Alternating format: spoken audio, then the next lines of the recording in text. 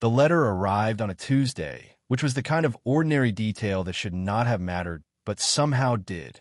Tuesday was the day Margaret had always done the grocery shopping for 39 years.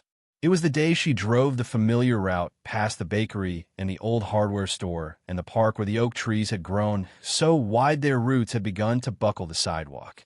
It was the day she brought home the same cut of salmon her husband preferred and the same brand of yogurt he claimed was the only one worth eating.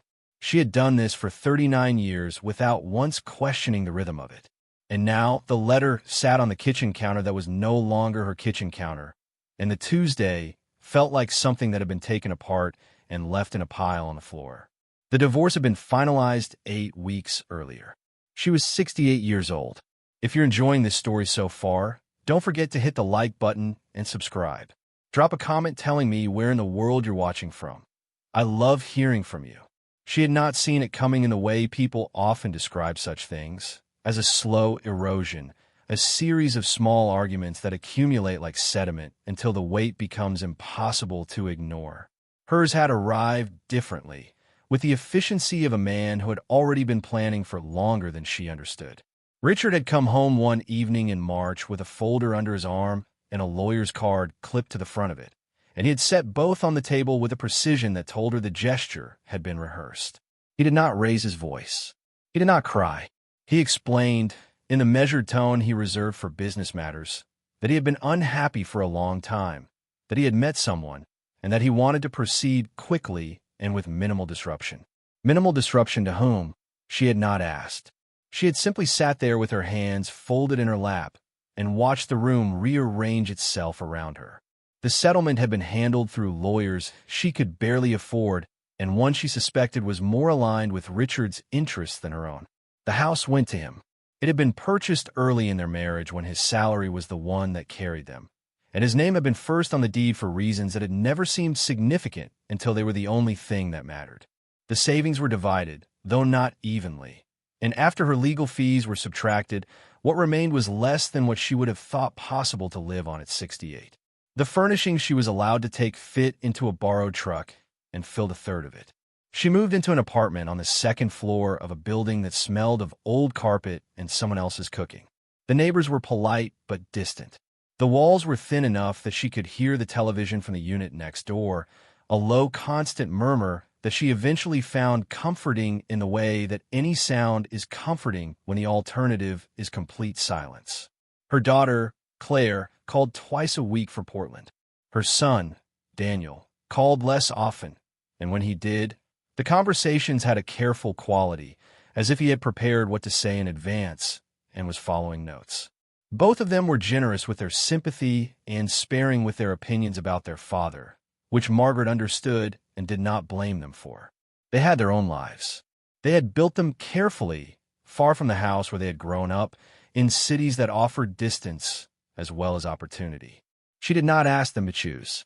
What she did not tell them, what she had not told anyone, was that she spent most evenings sitting in the chair by the window of her apartment watching the street below and feeling, with a steadiness that frightened her, as if the person she had been for 39 years had been a costume she was only now discovering she had been wearing. The feeling was not grief exactly. It was something quieter and more disorienting. It was the sensation of looking at a life and finding no handhold on it, no seam from which to begin to understand how it had all come undone. The letter was from a law office in a town 3 hours south, a place called Ardmore. The firm's name was printed in small, restrained letters across the top of the envelope, the kind of modest typography that announces old money and long practice.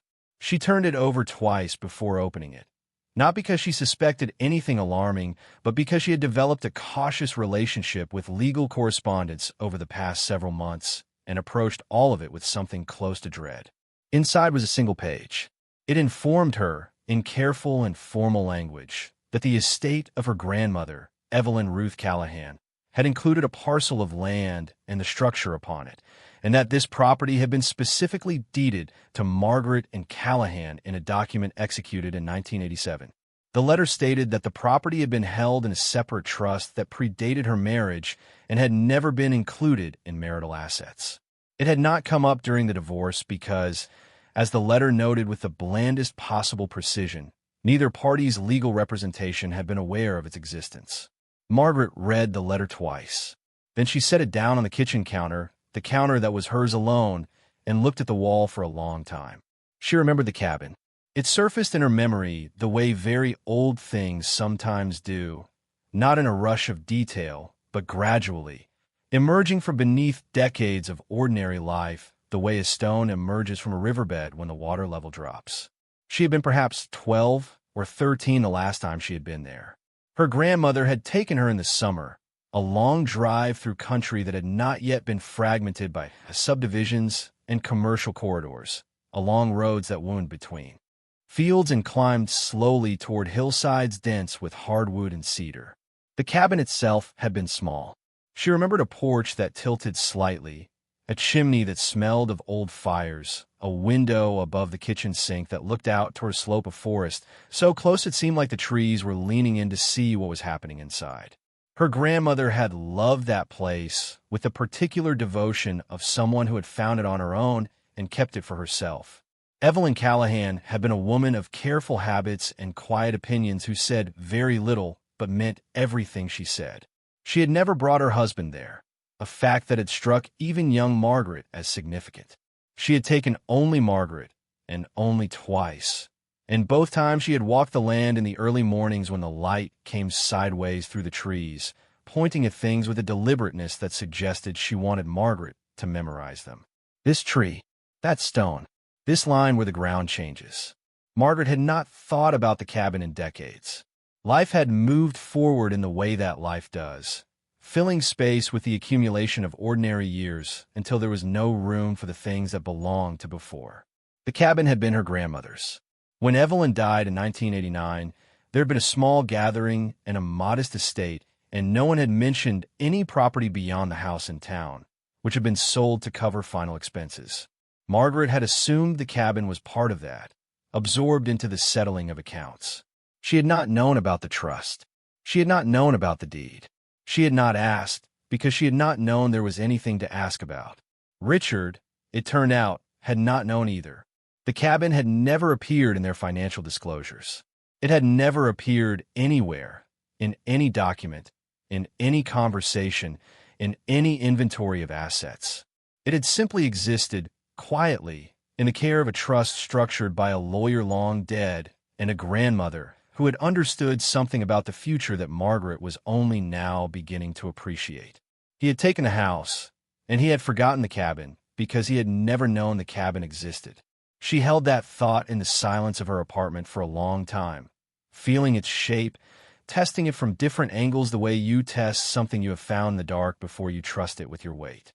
Then she folded the letter, placed it back in the envelope, and began to make a plan. The drive south took her 3 hours and 15 minutes.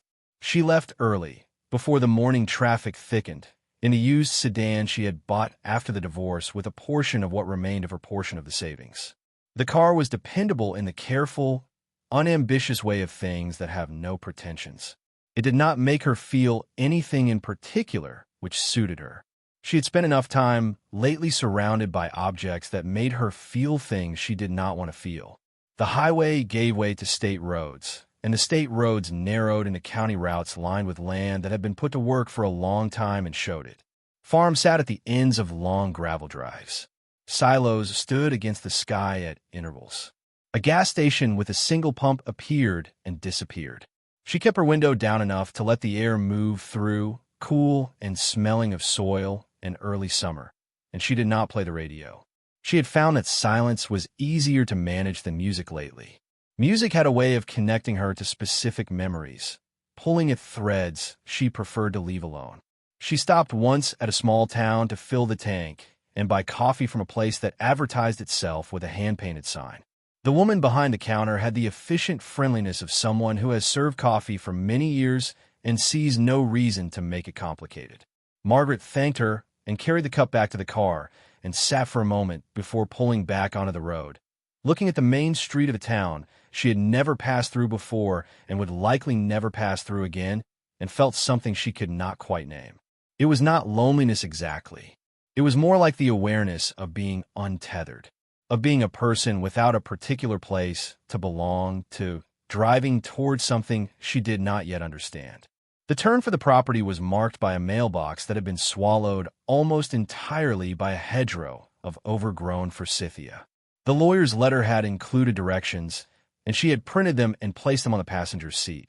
But even so, she nearly missed it, slowing at the last moment and turning onto a lane so narrow that the vegetation on either side brushed against both mirrors simultaneously.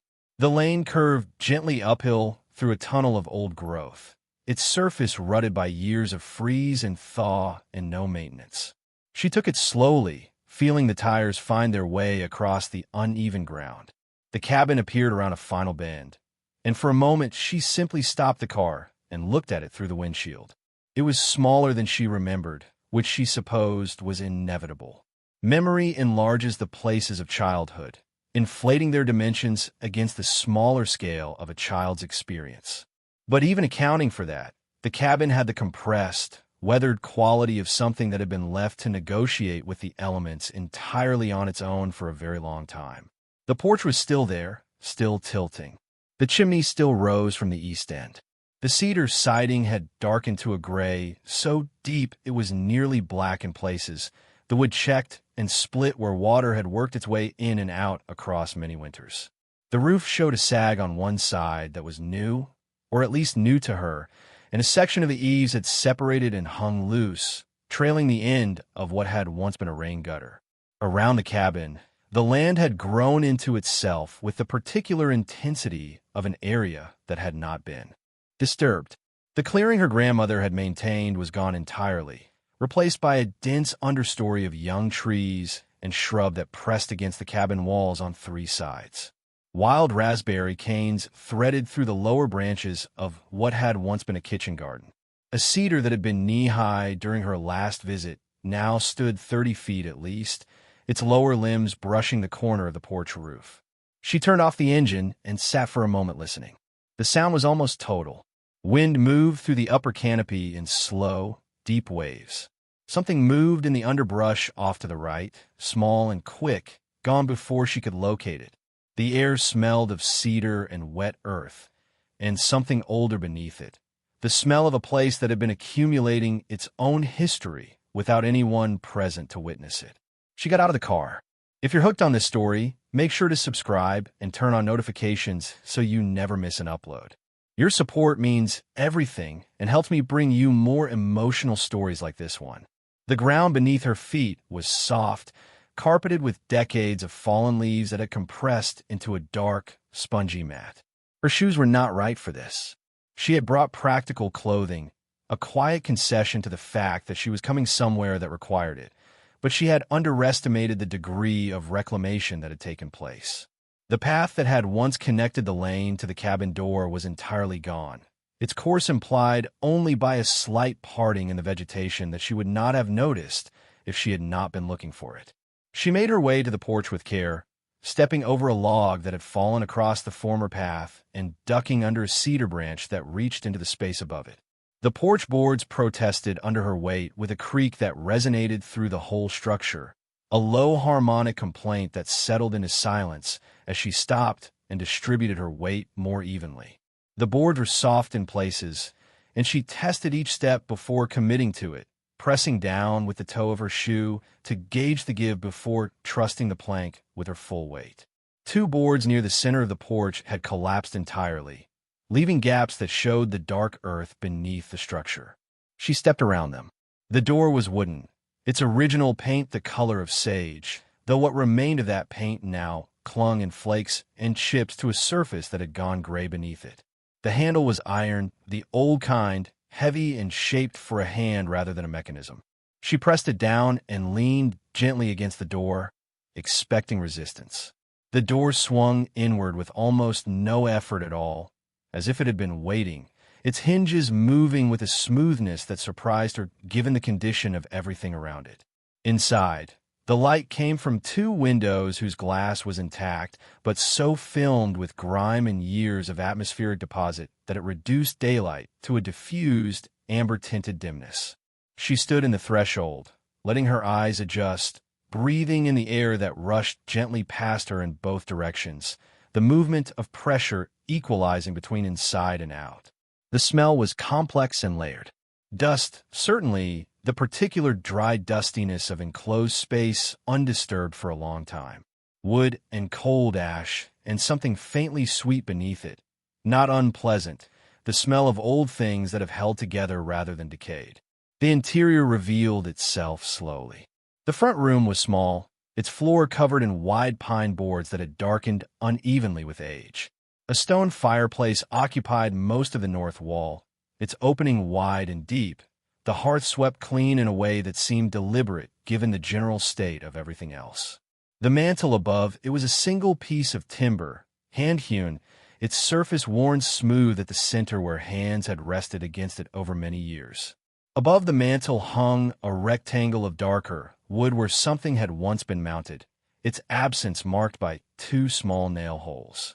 Against the east wall stood a table, its legs uneven, one corner supported by a folded piece of cardboard that had been placed there with obvious intention. Two chairs were pushed beneath it. On the table's surface, undisturbed for what must have been years, lay a thin layer of dust and a single object. A small tin box with a hinged lid, the kind that had once held cookies or tobacco or any of the small domestic things that people stored in tins because tins were solid and did not let moisture in. Margaret crossed to the table slowly, her footsteps raising tiny spirals of dust that drifted upward and caught in the amber light. She placed her hand on the back of one of the chairs and felt the solidity of it, the good joinery, the weight of old wood that had been built to last rather than to be replaced. Then she looked at the tin box without touching it. She recognized it. Not the specific tin, not that particular box, but the type of it, the scale of it, the fact of it sitting on that particular table in that particular room. She had seen her grandmother's hands on something very like this, moving with the careful attention of someone handling something that mattered. She could not recall the details, only the impression of it, the way a child carries forward not the facts of a moment, but its texture. She reached out and lifted the lid. Inside was a folded piece of paper, yellowed at the edges, its folds soft from having been opened and refolded many times over many years. Beneath the paper, a photograph. She took the photograph out first and held it toward the nearest window, angling it to catch what light she could. It showed two figures standing on the porch of the cabin, recognizable even in its aged state as the same porch she had just crossed. One figure was her grandmother, younger here, perhaps 40 or 45, wearing a dress that was simple and practical, her hair pinned back from her face. The other figure was a man she did not recognize, tall and broad across the shoulders, standing half turned away from the camera, as if he had been caught mid-movement rather than posed. She turned the photograph over. On the back, in her grandmother's handwriting, two words. "Ask Horace." She set the photograph down and unfolded the paper. It was a letter, or the beginning of one. The writing was her grandmother's, compressed and certain. The letters formed with the precision of someone who had learned penmanship as a discipline rather than a convenience. It began without salutation. "If you have found this, then you're the right person. The deed is yours. The land is yours. There are things I should have said plainly while I was living, and I am saying them now instead, which is perhaps cowardly, but I was never very good at plain speech when the thing to be said was large. Walk to the east side of the property and find the old smokehouse. You will know it by the stone foundation and the iron pin I drove into the lintel post in 1962. Go inside. Do not stop at the obvious." The letter ended there, mid-thought, unfinished, as if the writer had been interrupted or had decided that what came next was better left to discovery rather than description. Margaret stood at the table for a long time with the letter in her hands and the photograph face up beside the tin and the cabin quiet around her. The light through the gemmed windows had not changed. The air had not moved. Somewhere outside, the wind passed through the upper canopy in one long exhalation and then stilled. She thought about the word obvious, the way her grandmother had underlined it in the text, a single deliberate line pressed firmly through the paper. Do not stop at the obvious. It was the kind of instruction that could mean almost anything, and in that ambiguity, it carried a weight that a more specific direction would not have had. Her grandmother had not been a woman who wasted words. If she had written those words on that paper and placed them in that tin on that table in a cabin she had deeded to her granddaughter through a trust and a legal document that had survived 40 years of silence, she had written them because they were necessary. Margaret folded the letter carefully along its existing creases and placed it back in the tin. She put the photograph on top of it and closed the lid. Then she walked to the door and stepped back out onto the porch and stood looking east. The land fell away slightly in that direction, the ground dropping in a series of gentle terraces before rising again toward a ridge dark with old timber. Between the cabin and the ridge, the land was thick with growth, but beneath it she could see the shapes of older things. Stone walls that had once divided the land into functional sections. A line of fieldstone that had served some purpose she could not immediately name. And further back, perhaps 150 yards from the cabin, a shape that was too angular and too deliberate to be natural. She went back inside for her bag, tucking the tin into it without quite deciding to, acting on an instinct rather than a plan. Then she stepped off the porch and began making her way east. The ground under the vegetation was rougher than it appeared from the cabin door.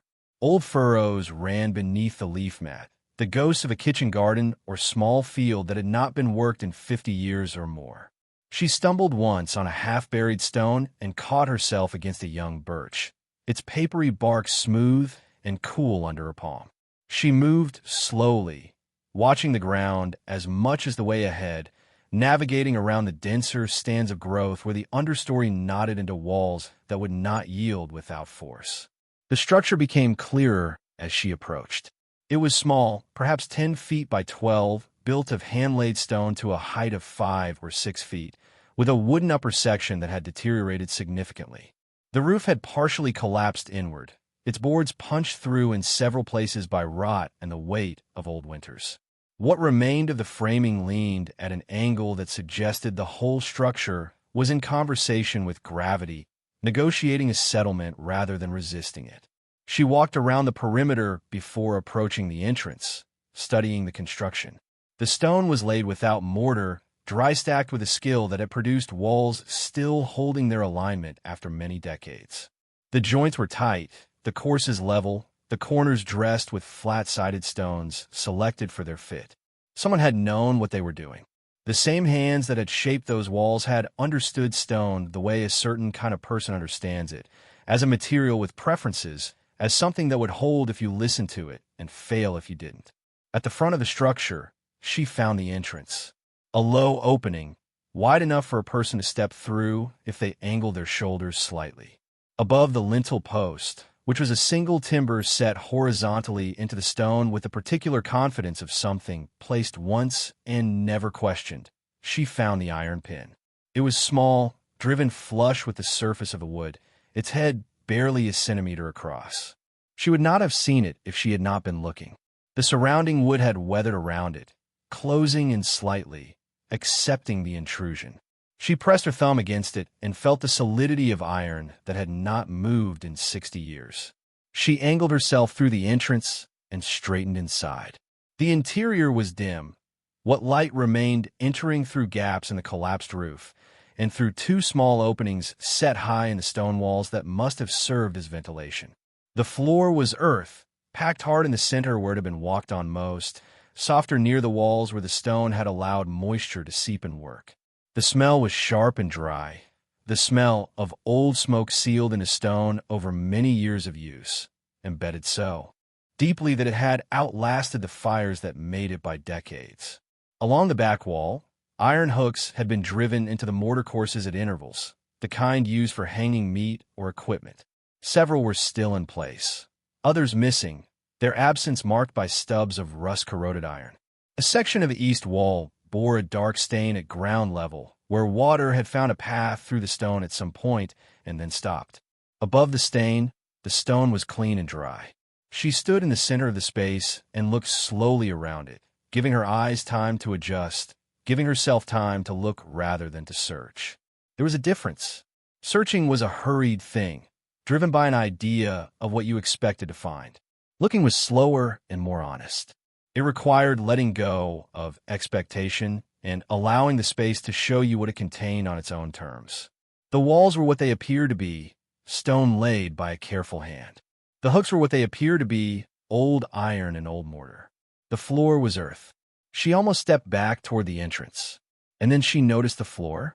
Not the floor as a whole, but a specific section of it, an area near the northwest corner roughly 2 feet square, where the surface was different. Not visibly, not dramatically. A person not looking closely would have walked over it without hesitation. But she was looking closely, and what she saw was a variation in texture, a slightly different quality of compaction, as if the ground in that particular area had been disturbed at some point and then settled back into a state that was almost but not quite identical to what surrounded it. The edges were irregular, which made it harder to see than a clean geometric cut would have been. Nature had had decades to soften any deliberateness. But the difference was there. She crouched and pressed her palm flat against the floor in that section. It felt the same as the rest of it under her hand. Solid, cool, slightly gritty. She pressed harder. There was a give that had no business being there. Not much. Not dramatic. Just the faintest suggestion of movement beneath the packed surface, as if the earth itself were breathing.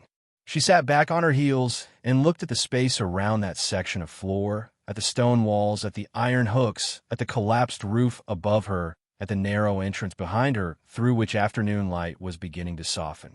Her grandmother's words came back to her, specific and clear. Do not stop at the obvious. The obvious was the surface. The obvious was the stone walls and the iron hooks and the earth floor and the old smell and the collapsed roof. The obvious was everything a person saw when they looked at a derelict smokehouse on a neglected piece of land that a woman at the end of a long and difficult life had driven 3 hours to visit on the basis of a letter from a law firm and a memory she could barely see through the years. The obvious was not what she had been sent here to find. She stayed crouched for another moment, her knees protesting the angle with the low, persistent complaint they had begun making in recent years.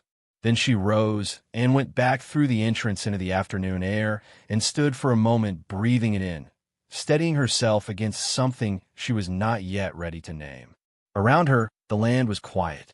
The ridge to the east caught the late light on its upper slopes, turning the old timber to a warm amber that made the forest look softer than it was. A hawk moved in a slow circle above the ridge, unhurried, reading the thermals with absolute patience. The cabin was visible behind her, small and dark against the vegetation that had grown up around it, its porch still tilting, its chimney still standing. She thought about what 39 years of marriage looked like from the outside.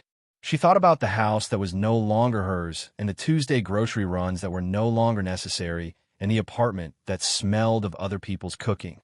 She thought about a folder under a man's arm and a lawyer's card clipped to the front of it, and the particular silence of someone who has been planning without you. She thought about her grandmother, who had driven an iron pin into the lintel post of a smokehouse in 1962 and written a letter that she had not sent and placed it in a tin box on a table in a cabin she had deeded quietly, privately, with the deliberateness of a woman who understood that some things needed to be protected from the ordinary progress of events.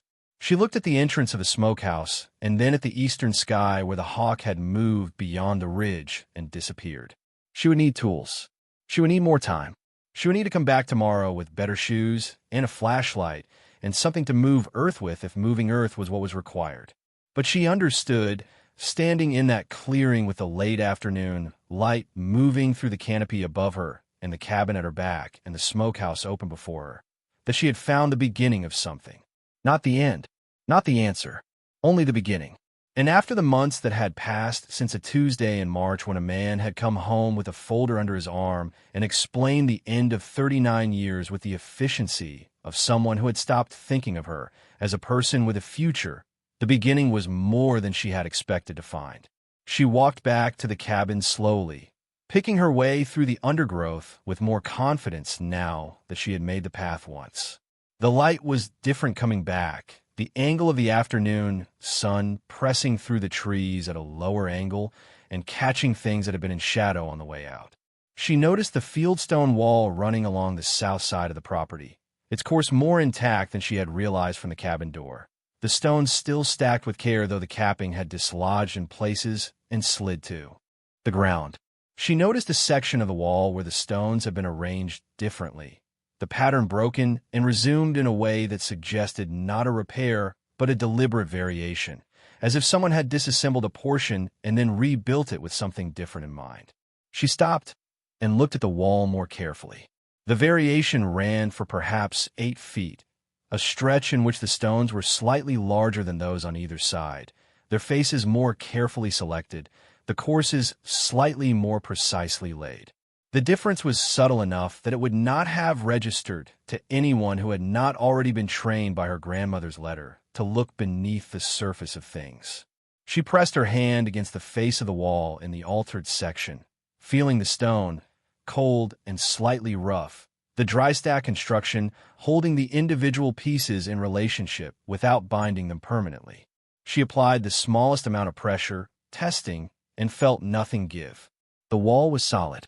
Whatever was different here was different in construction or intent, not in structural integrity. She stepped back and looked at the wall as a whole, trying to understand the variation in the context of the surrounding land. The altered section aligned with the direction. She held that thought, turned and looked back toward the smokehouse, then toward the cabin, then toward the eastern ridge. The altered section of wall, if its angle were extended, pointed toward the smokehouse entrance. Her grandmother had left a map, not drawn on paper, not encoded in writing, but built into the landscape itself, in stone and iron, and a letter that stopped before it said too much. A set of directions that would only be readable to someone who was looking, who was patient, who understood that the obvious was not where the answer waited. She stayed a few minutes longer at the wall, memorizing its position, marking its relationship to the other structures on the land. Then she continued back to the cabin and went inside and sat at the table in the amber dimness and looked at the tin box she had placed back on the table surface. The cabin settled around her, the old wood adjusting to the cooler temperature of the evening beginning to gather outside, making small sounds that were not alarming but were present, the voice of a place that had been waiting for a long time and was not quite sure what to make of being visited. She opened the tin again and took out the photograph. The man beside her grandmother was still half turned from the camera, still caught mid-movement, still unidentifiable. She studied him more carefully now, looking for the kind of detail that photographs from that era sometimes preserved despite themselves. His clothes were work clothes, sturdy and functional. His hands were large, visible at the end of his sleeves, the hands of someone who worked with them. The way he stood, even half-turned, suggested ease with the land around him, the posture of someone who knew where he was and was comfortable there. Ask Horace. She turned the photograph over and read the 2 words again, then placed it back in the tin. The name meant nothing to her. She had no memory of a Horace in her grandmother's life. There had been neighbors, a few close friends, the usual constellation of people that a woman of that generation kept around her with the careful loyalty of someone who understood that community was not given but built. But no Horace that she could recall. The name might belong to anyone. It might belong to the man in the photograph. It might belong to a lawyer, a neighbor, a friend of the family who had known about the land and what it held and had been trusted with a portion of the knowledge her grandmother had distributed rather than concentrate in any one place. She did not know, but she would find out. Outside, the light had dropped further, and the cabin had grown cooler, the warmth of the day surrendering to an evening that came early under the dense canopy. She was not prepared to spend the night. She had not brought what she would need, had not known enough to bring it. But she also did not want to leave, not entirely, not in a way that felt like departure. This place had not done anything to her. It had simply existed for 40 years in the care of a legal instrument and the memory of a dead woman and the quiet indifference of a forest that did not distinguish between what mattered and what did not. She had done something to the place. She had arrived. She took out her phone and photographed the tin box, the letter, the photograph. She photographed the table and the chairs and the fireplace and the mantel with its absent rectangle. Then she went outside and photographed the cabin from the lane, the smokehouse from the entrance, the altered section of the fieldstone wall from two angles. She photographed the iron pin above the lintel. She did all of this with the methodical attention of someone who understands that memory is unreliable and that the present, if not recorded, becomes inaccessible in ways that cannot always be predicted. She had learned this in a way she had not expected to learn it. In a conference room with lawyers on both sides of a table, discovering that the life she thought she remembered and the life that existed on paper were not always the same thing. Her grandmother had understood this too. She had built her version of the record into stone and iron and old wood, into a legal trust and an unfinished letter, into the particular angle of a wall section and the specific placement of a tin box on a specific table in a specific cabin that no one had thought to ask about for 40 years. Margaret put her phone in her pocket and walked back to the car. The lane was narrower in the declining light, the forsythia pressing in from both sides. She backed out carefully, not rushing, feeling the lane with her tires the way she felt everything now. Carefully, with attention she had not always had before. At the end of the lane, before she turned onto the county road, she stopped and looked back through the forsythia toward the place where the cabin was no longer visible, swallowed by the curve and the vegetation and the gathering dark. She sat with the engine idling and the windows down and the sound of the evening moving through the trees around her.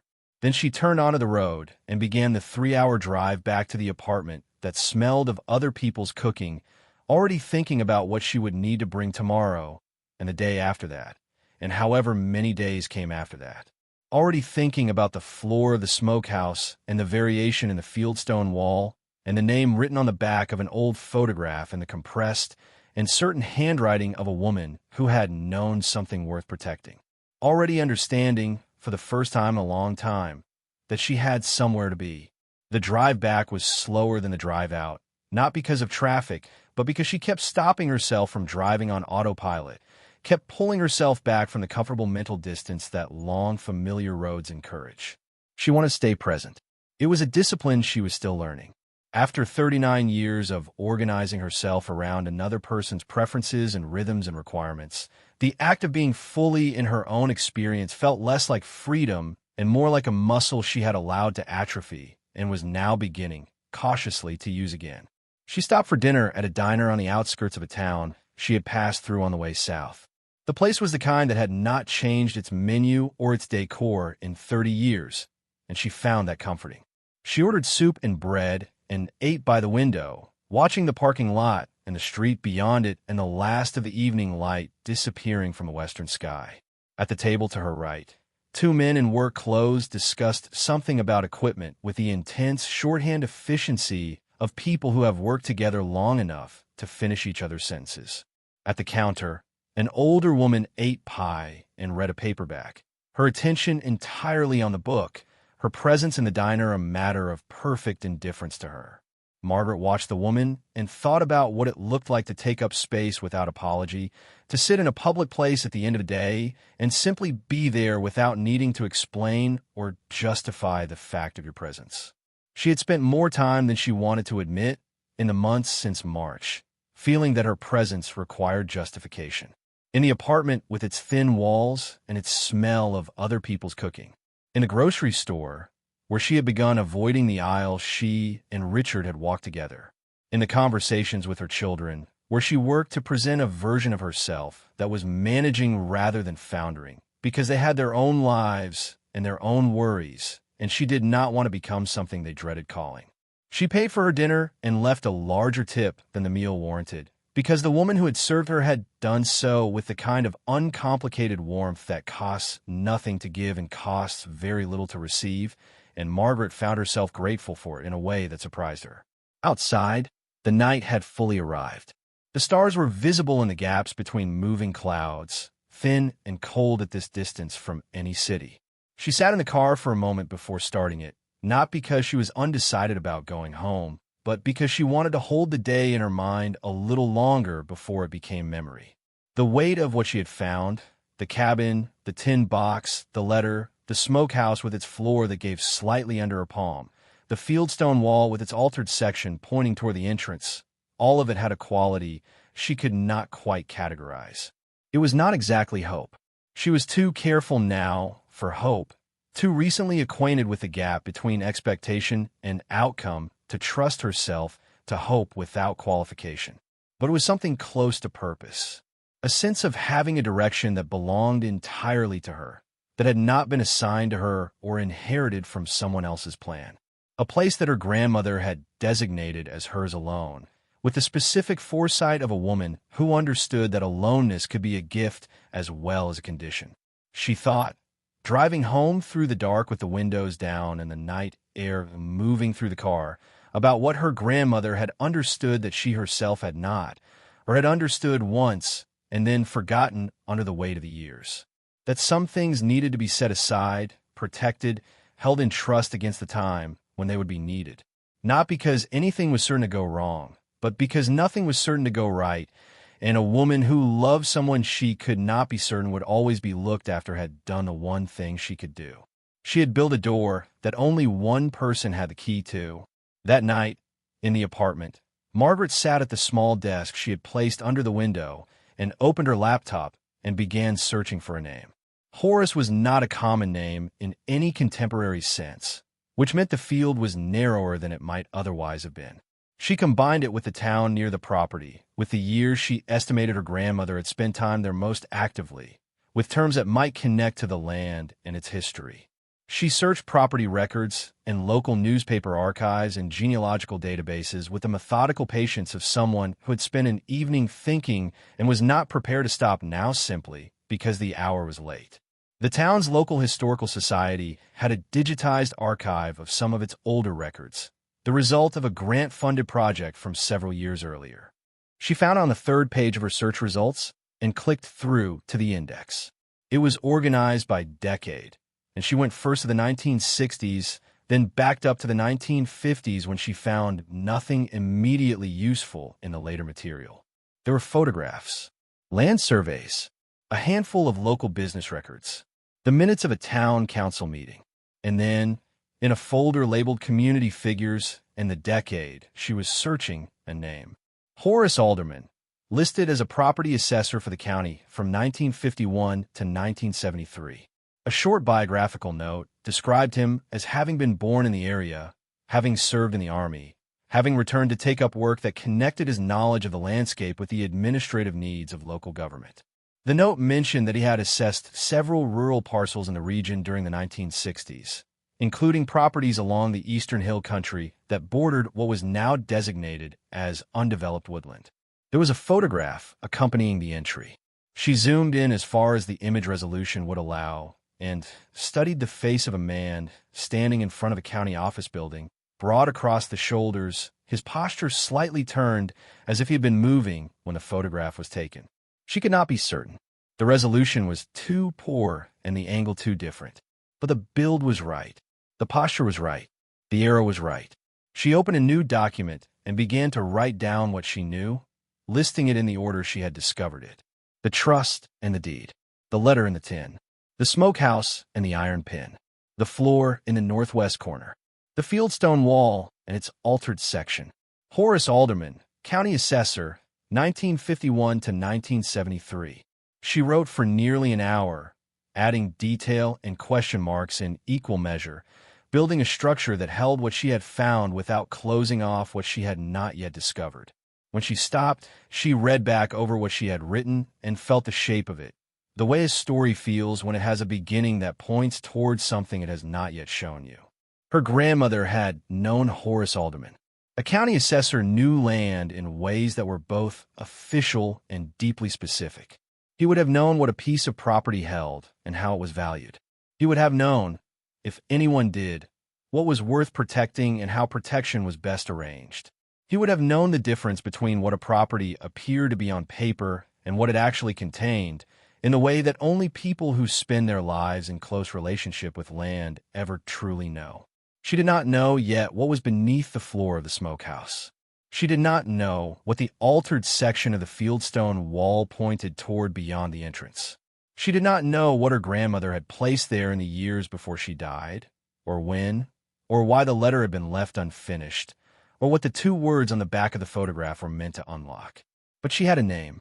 and she had a property that was hers. And she had the beginning of a map drawn not on paper, but into the landscape itself by two careful people who had understood that some things needed to wait for the right person at the right time. She closed her laptop and went to the window and looked out at the street below. The apartment building across the way was mostly dark, a few windows lit, a television flickering in one on the upper floor. The street was quiet. A car moved through the intersection at the corner and was gone. She was 68 years old. She was starting over with less than she had expected and more than she had realized. She had a car that ran and a printed set of directions and a small tin box with a letter in it, and a photograph of two people standing on a porch in a time before she had been old enough to understand what it meant for someone to love a piece of land enough to protect it. And tomorrow, she would drive back south with better shoes and a flashlight and a small folding shovel she would buy at the hardware store in the morning, and she would go back to the smokehouse and look at the floor in the northwest corner and find out what her grandmother had not stopped at the obvious to reach. She stood at the window for a few minutes more, watching the quiet street, feeling the night air move through the gap she had left in the window. Then she turned away and went to bed, and for the first time in a long time, she did not lie awake for hours before sleep came. She closed her eyes and felt the weight of the day settling over her, and underneath the weight, something lighter. Not hope, not quite. Something steadier than hope. Something that did not depend on any particular outcome, but simply on the fact that she had a place to go and a reason to go there, and a name written in her grandmother's hand on the back of a photograph that said, plainly, without sentimentality, that there was someone who had known what was worth finding and had trusted her to find it. She was at the hardware store when it opened at 7:30 the following morning. The man behind the counter was older than she expected, somewhere in his mid-70s, with the deliberate movements of someone who has spent a lifetime in proximity to tools and has developed, from that proximity, an unhurried relationship with time. He did not seem surprised to see a woman of her age standing in front of the folding shovels and work gloves at 7:30 in the morning. He asked if she needed help finding anything, and she told him she was going to be doing some work on an old property, and he nodded as if this were a perfectly ordinary statement of fact, which she supposed it was. She bought the folding shovel and a good flashlight and extra batteries and a pair of leatherwork gloves and a small pry bar that the man recommended without her asking, noting that old properties frequently had floorboards or thresholds that required gentle encouragement before they yielded. She thanked him and paid in cash and drove south with her coffee and her printed directions and the hardware store bag on the passenger seat beside the tin box, which she had brought again without quite deciding to. If you're enjoying this story so far, don't forget to hit the like button and subscribe. Drop a comment telling me where in the world you're watching from. I love hearing from you. The drive felt shorter the second time, as drives always do when you have made them once, and the road is no longer an unknown quantity, but a sequence of landmarks that your body begins to anticipate before your conscious mind registers them. The turn for the county road. The gas station with its hand-painted sign. The place where the highway narrowed and the trees pressed in from the east. She found herself noticing things she had passed without seeing the day before.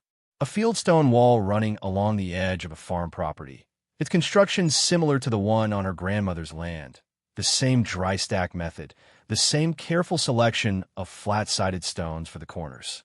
A barn that had been built to last and had lasted, its bones still straight under a roof that had been repaired more than once. Land that had been worked and reworked and handed down and was still being worked by someone who had inherited the obligation of it.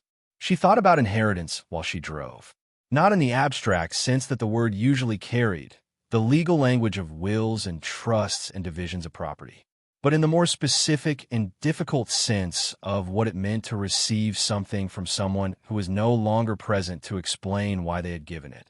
Her grandmother had not been a woman who explained herself. She had been a woman who did things for reasons that she understood fully and shared partially, and the people who loved her had learned to accept the portion they were given and trust the rest. Margaret had not always been comfortable with that. As a younger woman, she had found her grandmother's reserve maddening at times, the sense that there was more to know and that the more was being withheld for reasons she could not always determine. Now, 40 years and a great many experiences later, she thought she understood it differently. Her grandmother had not been withholding. She had been preserving. There was a difference that had taken Margaret most of a lifetime to see clearly. The lane through the forsythia was easier to find a second time. She turned without hesitating, feeling the vegetation brush the mirrors, and drove up the rutted surface with more confidence than she had managed the day before. When the cabin appeared around the final bend, she stopped the car and sat for a moment, as she had the first time, but the quality of the pause was different now. Yesterday, she had been looking at a place she barely remembered. This morning, she was looking at a place she was beginning to know. She had dressed more appropriately. Old jeans and a flannel shirt and the flat-soled boots she had bought 3 years ago for a hiking trip she and Richard had taken in the mountains, a trip that had been pleasant in a careful, managed way that she now recognized as characteristic of their relationship in its later years. Everything had been pleasant. Everything had been managed.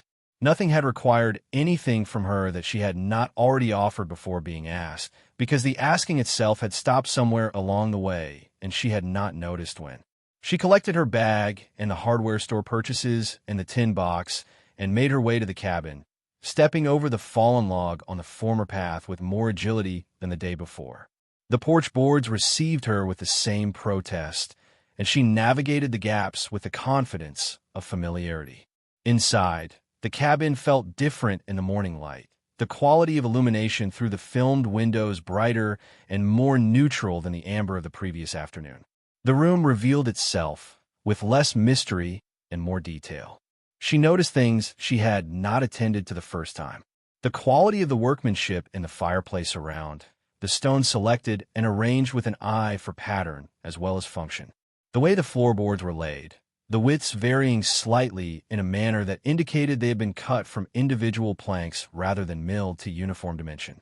The marks on the back of the door, where someone had recorded heights over many years, the pencil lines faint but still readable, their dates ranging across 2 decades from the early 1950s to the early 1970s. She stood at the door and looked at those marks for a long time. Her grandmother had been the one who made them, she supposed, or allowed them to be made. The measurements began very low, 6 inches from the floor, and climbed in irregular increments across the years. A child, not her grandmother's child, Margaret's mother had grown up in the house in town, not here. Someone else's child, brought to this place often enough and cared for enough to have their height recorded on the back of a door in the way that families do, without formal intention, simply out of the habit of marking what matters. She took out her phone and photographed the marks, then added a notation in her document. More to discover, more questions to answer. The shape of the story was becoming more complex than she had initially understood.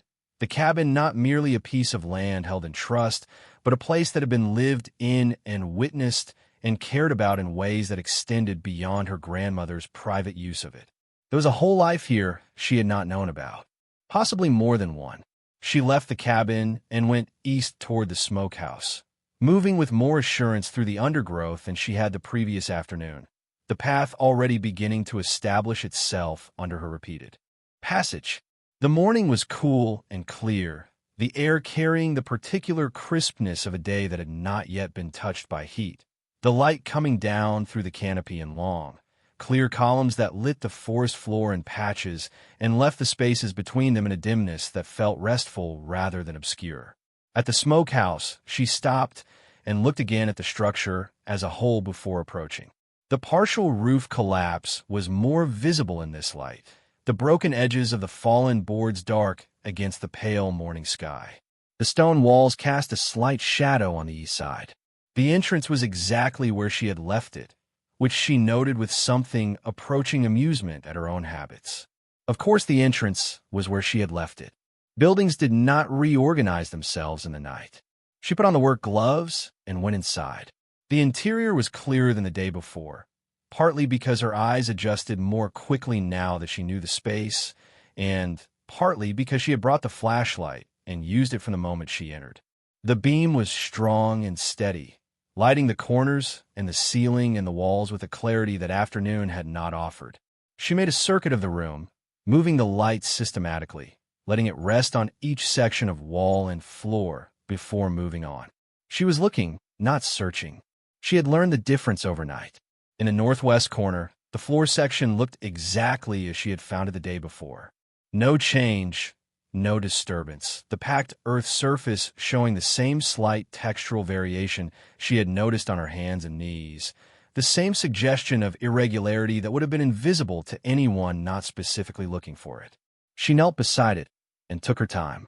She pressed both palms flat against the surface, one on the section she had identified and one on the ground immediately adjacent, and held them there, breathing slowly, feeling the temperature and the give of the earth beneath each hand simultaneously.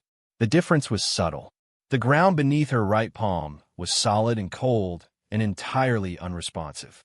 The ground beneath her left palm was cold in the same way, but responded, just barely, to her weight. Not dramatically, not in a way that she could have described precisely to anyone who had not been in this position themselves. But the difference was real, and it was repeatable, and she had tested it 3 times now across 2 days, and it had been consistent. She took out the folding shovel and unlatched the blade. She did not dig immediately. Instead, she used the tip of the shovel to probe the perimeter of the section she had identified, pressing gently into the earth at the edges, feeling for the transition between the resistant ground and the place where it softened. The transition was more defined than she had expected.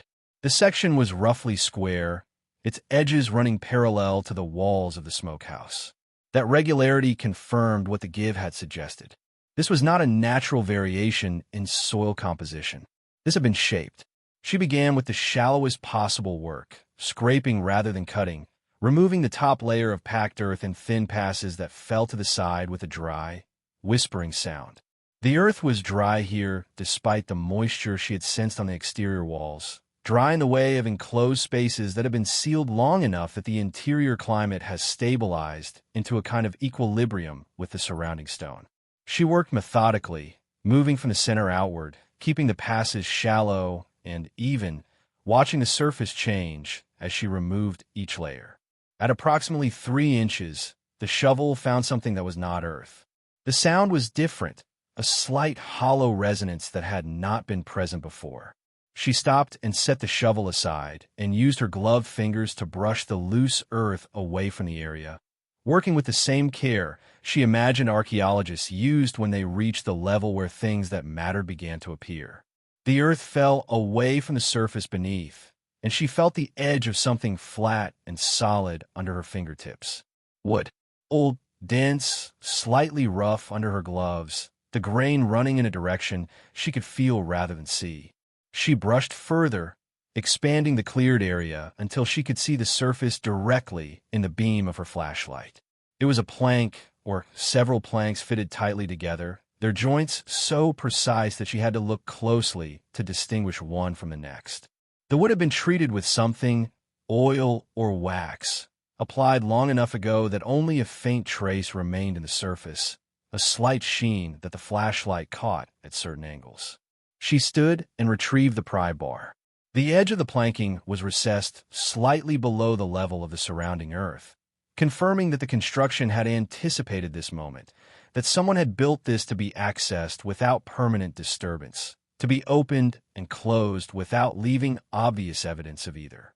She found the edge with the tip of the pry bar and pressed carefully, feeling for the give that would indicate the correct insertion point. The planking lifted on the 3rd attempt. Not the whole section at once, but one plank at a time, each releasing with a sound that was somewhere between a sigh and a creak, the sound of wood that has been held in one position for many years and is being asked to move. She set each plank carefully to the side, maintaining their order, keeping track of which end had faced which direction. She did not know why this seemed important, only that it did. When the last plank came up, she sat back on her heels and looked at what was beneath. A void, dark and cool, approximately the dimensions she had estimated from the surface, perhaps 2 feet deep. She directed the flashlight beam into it and held it steady, letting the light fill the space from above. The void was not empty. Along its floor, arranged with a care that was immediately apparent even from this angle and this distance, were objects. She could not immediately categorize them all. The flashlight beam revealed shapes and surfaces before it revealed identities. A series of rectangular forms wrapped in oilcloth, their edges clean and their wrappings intact. A smaller collection of objects that caught the light differently, their surfaces irregular and bright. And at the far end of the void, a wooden box, its construction heavier than the planking that had covered the hole, its lid fitted with a simple iron latch. She did not reach in immediately. She looked for a long time first, moving the flashlight slowly across the contents, registering what she could see before touching anything. The oilcloth wrappings were numerous, perhaps 15 or 20, stacked in 2 rows with a precision that suggested they had been placed this way deliberately, their arrangement not the result of cramming available space, but of considered organization. The objects that caught the light differently were gathered in one area, their arrangement less formal but no less deliberate, as if they had been placed together because they belonged together. She took a photograph first, then another from a different angle. Then she reached into the void. The first oilcloth package she lifted was heavier than its size suggested. She carried it carefully out of the void and set on the floor of the smokehouse and looked at it for a moment before unwrapping it.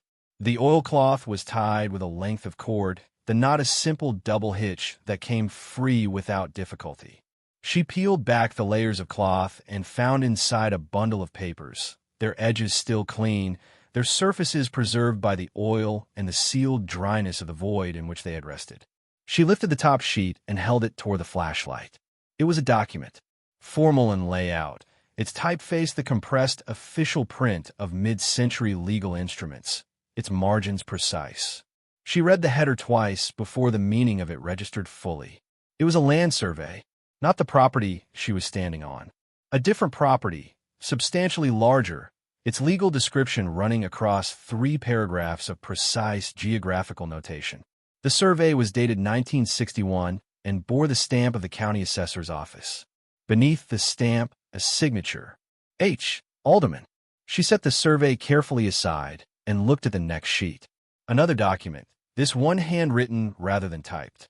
A deed of private sale, its terms straightforward, recording the transfer of the same large property from one name she did not recognize to a second name that was also unfamiliar, at a price that, even adjusted for the era, seemed remarkably low. The date was 1963, 2 years after the survey. The witnesses listed at the bottom included Horace Alderman, county assessor, and Evelyn Ruth Callahan. Her hands were not entirely steady as she set this document on top of the first. She worked through the remaining documents in the oilcloth package methodically, though her pace was no longer the unhurried deliberateness of someone following a grandmother's instructions. It was the pace of someone who was beginning to understand that the ground beneath her had shifted, not physically, not in the way of the void she had uncovered, but fundamentally, in the way that changes the scale of what you thought you were looking at. The documents told a story, not completely, not in a sequence that presented itself without effort, but in enough pieces that the outline was visible. The large property, nearly 400 acres by the survey's account, had been assessed and sold in the early 1960s during a period of significant activity in the county, a time when land values had been volatile and the lines between official valuation and private transaction had been, in several documented cases across the country, less clear than they should have been. The sale price in the private deed was not fraudulent in any technical legal sense that she could immediately identify, but it was substantially below the assessed value that Horace Alderman had himself established in his official survey. Her grandmother's name as witness did not make Evelyn Callahan a party to whatever had transpired. Witnesses were witnesses, not principals. But it placed her grandmother at the center of a transaction that had clearly been important enough to preserve in a sealed void under the floor of a smokehouse on a property that no one was supposed to know about.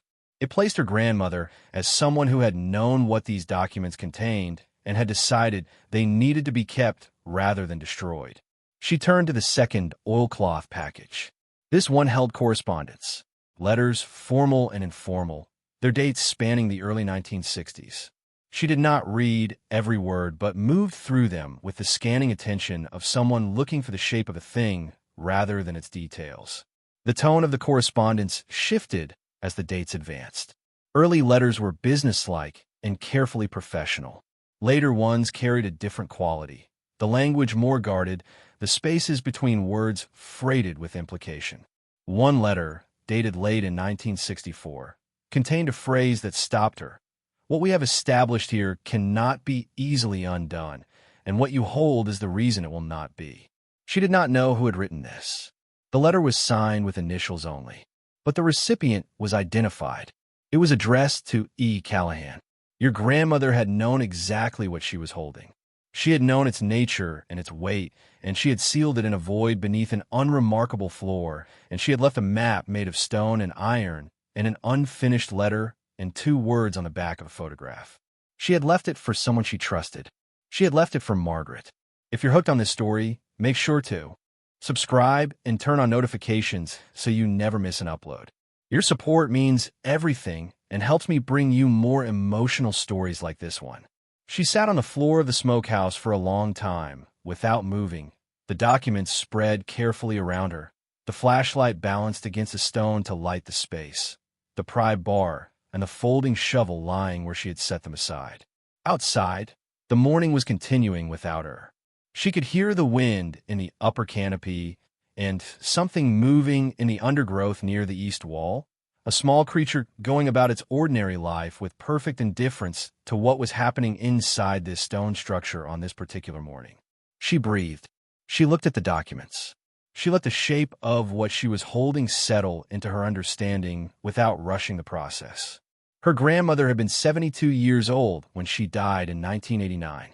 She had been in her early 40s in 1963 when the private sale she had witnessed had taken place. She had carried these documents for 26 years, kept them sealed and protected, and had structured a legal instrument to ensure they did not become part of anyone's ordinary estate, did not surface in any probate proceeding, did not pass through any hands that had not specifically been designated. She had done all of this quietly, without explanation, in the way that she had done most things. Margaret gathered the documents from the first 2 packages and set them carefully to one side. Then she turned back to the void and reached in for the smaller collection of objects that had caught the light differently.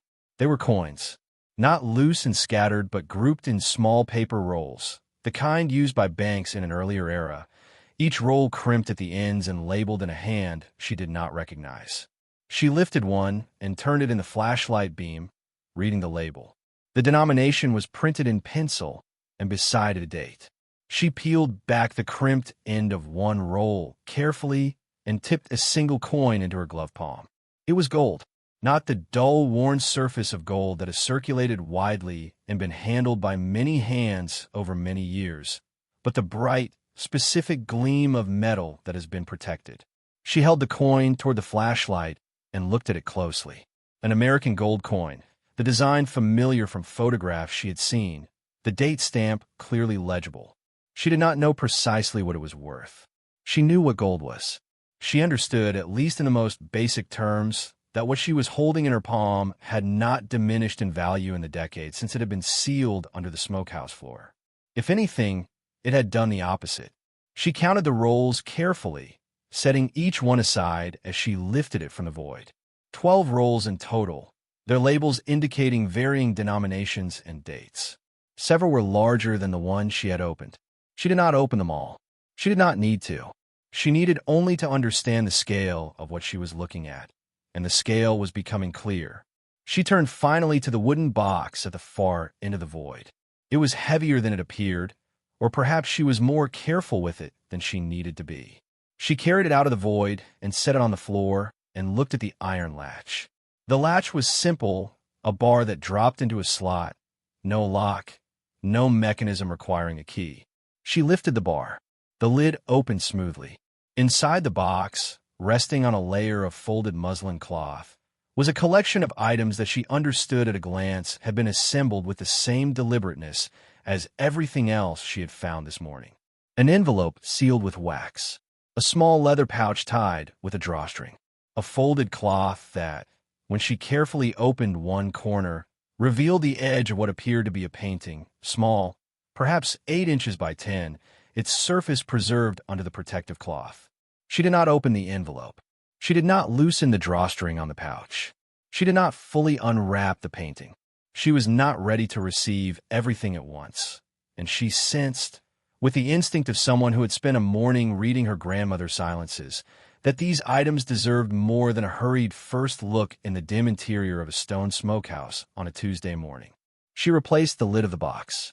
Then she sat back against the stone wall of the smokehouse, her legs extended in front of her, her work gloves resting on her knees, and she looked at the open void and the documents spread around her and the coin rolls in their careful pile and the wooden box with its closed lid, and she allowed herself, for the first time since the letter from the law firm had arrived on the counter of the apartment that smelled of other people's cooking, to understand the full scale of what had been left for her.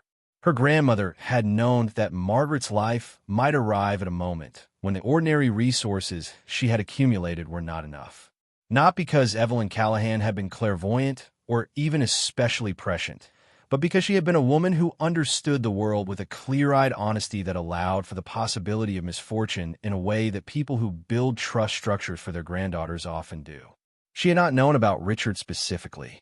She had not known about March and the folder and the lawyer's card. She had known about the general shape of things, the way that a woman's security could be contingent on arrangements she had not made herself, and she had done something about it. Margaret pressed the heels of her hands against her eyes for a moment and held them there in the darkness behind them and breathed. Then she lowered her hands and looked at the void and began the careful process of deciding what to do next. She could not assess what she had found. She did not have the expertise to value the documents or the coins or the contents of the wooden box, and she would not pretend to. She knew enough to know that expertise was what this required, the kind that came from people who spent their professional lives in proximity to old things and understood their significance in the precise, specific way that made assessment possible. She needed an appraiser. She needed a lawyer, a different lawyer from the one she had used before, someone who specialized in estate law and old property matters and would not be surprised by the kind of discovery that did not appear in any standard inventory of assets. She also knew that she needed to secure what she had found before she took any of those steps. She began by replacing everything in the void in exactly the order she had found it: the oilcloth packages, the coin rolls, the wooden box, arranging them with the same care they had been placed with initially. Then she lowered the planks back into position, pressing each one down until it seated firmly, using the folding shovel to return the top layer of earth and pack it gently back into place. The surface, when she finished, was not quite what it had been before she started. The disturbance was slight but real, the earth a shade darker where she had worked. She smoothed it as best she could with the back of the shovel and then with the flat of her gloved hand, working methodically until the variation was minimized. She stood and looked at it. It was not invisible, but was not obvious either. She replaced the planks and smoothed the disturbed earth above them with the care of someone who has learned that the difference between seen and unseen is often a matter of attention rather than concealment. When she stepped back and let the flashlight sweep the floor as a whole, the area read, to her eye, as nothing more than packed earth of varying age and texture, which was what it was, which was what it had always been, to anyone who had not been sent here with a letter and a name written on the back of a photograph. Outside, the morning had advanced. The light was fuller now, the shadows shorter, the canopy above filtering the sun into a bright, dancing pattern across the forest floor. She stood at the smokehouse entrance and looked east toward the ridge, then south toward the altered section of the fieldstone wall, then back toward the cabin.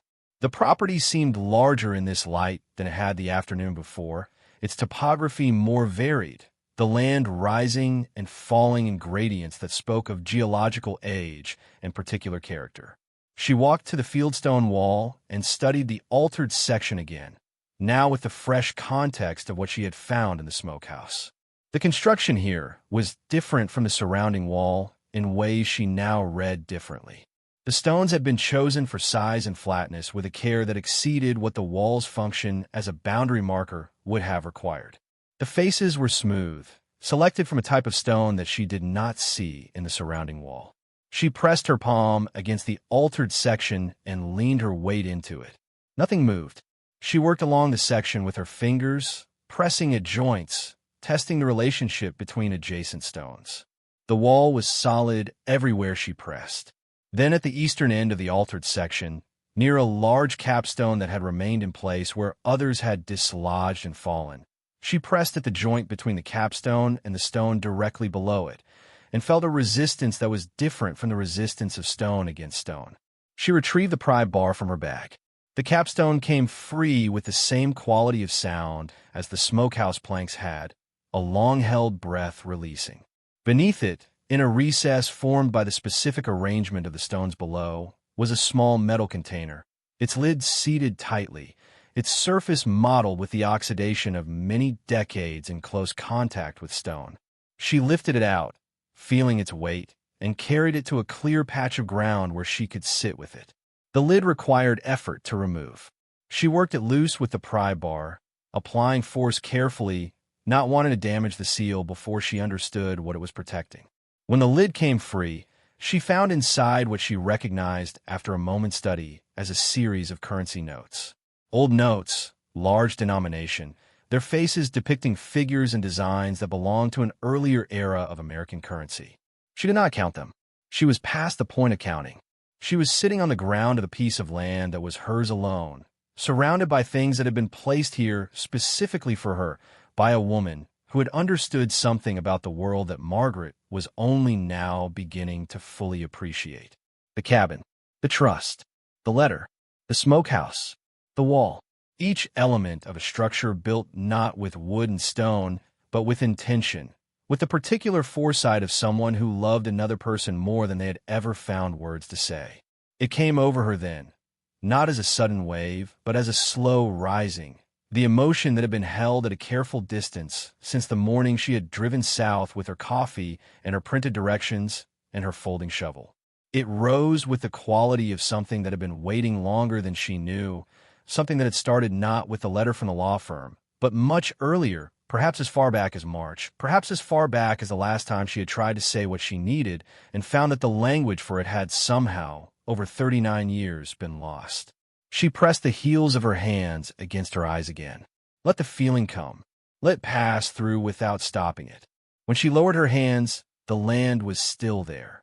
The cabin at her back, the smokehouse to her east, the ridge above the altered light of the late morning. The metal container in her lap. The pry bar in the grass beside her. The work gloves on her hands. She thought about Richard, not with bitterness and not with grief, with a specific quiet clarity that comes when you have finally seen the full picture of a thing and can look at all its parts without being blinded by any of them. He had taken a house.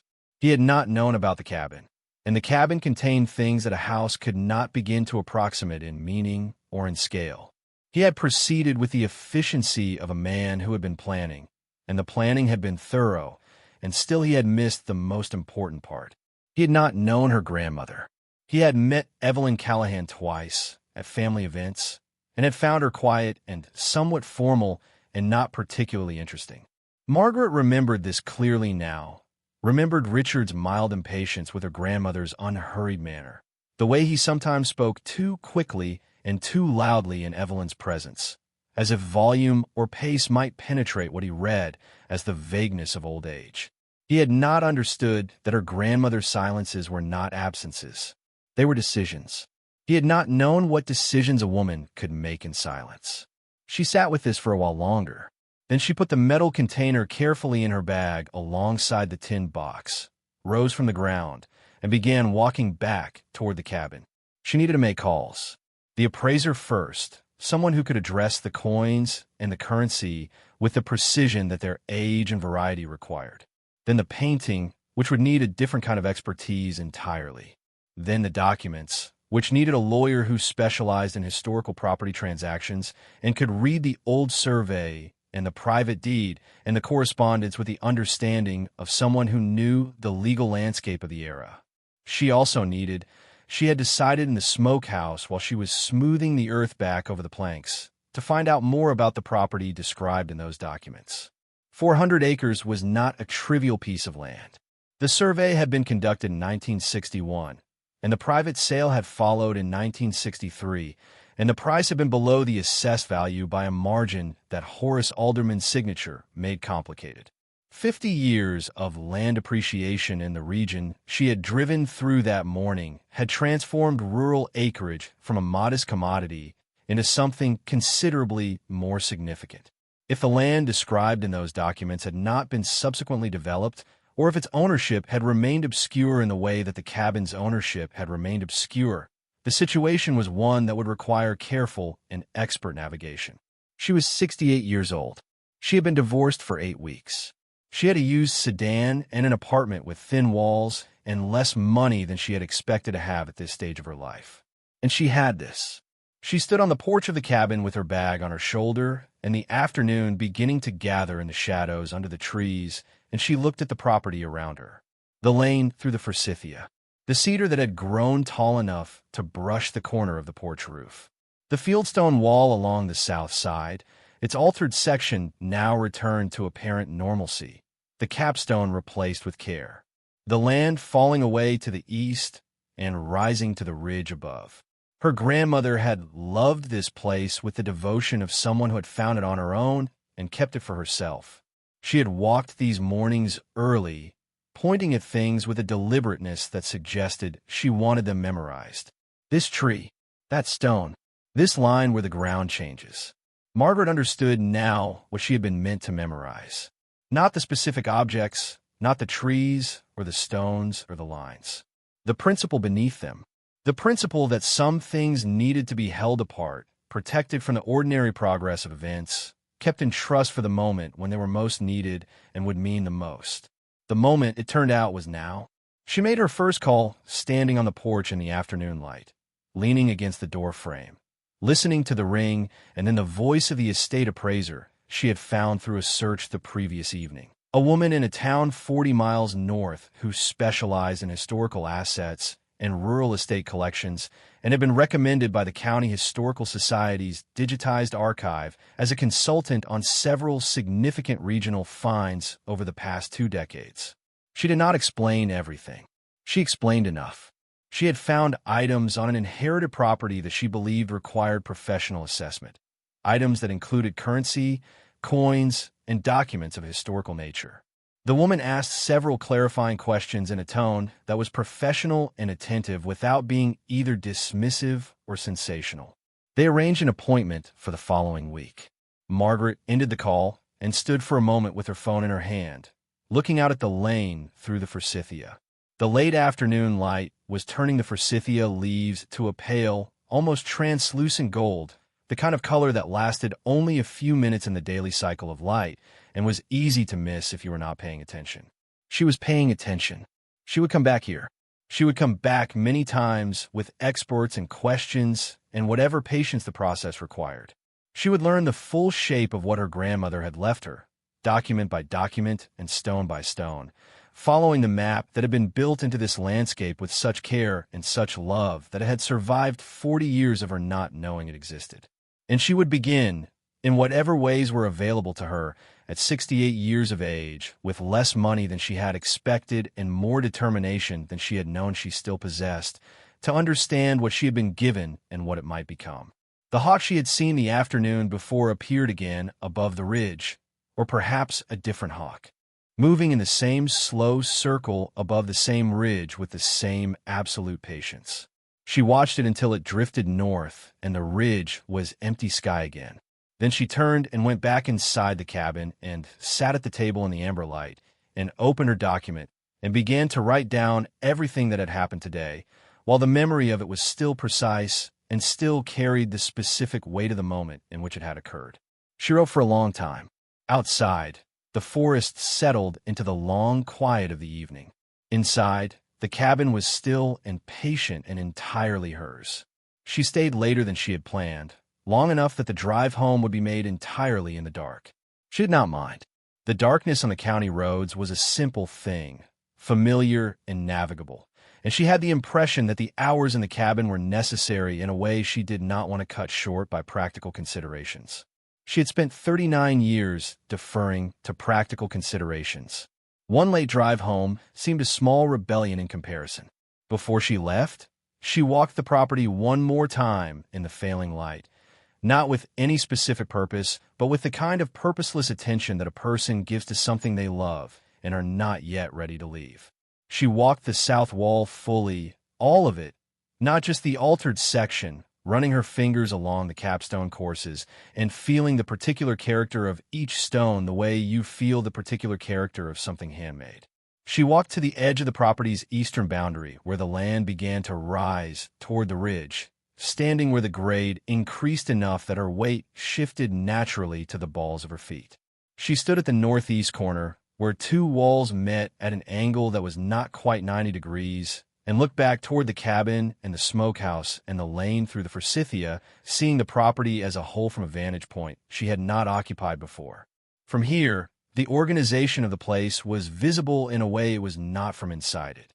The cabin positioned to the natural center, commanding the access lane and the south wall and the cleared area that had once been the yard. The smokehouse placed to the east at a distance that was deliberate rather than arbitrary, its stone construction chosen for permanence and the particular insulating quality of stone in a context where temperature control mattered. The south wall running along the boundary of the property at a line that, now that she thought about it, extended beyond the property she had been told was hers in the deed. She made a note of this on her phone. She photographed the northeast corner and the view it offered. She photographed the south wall from this distance, taking in its full length, the altered section identifiable now only as a slightly different tone in the stone, darker where the capstone had sat in shadow for many years and the replacement had exposed cleaner faces to the air.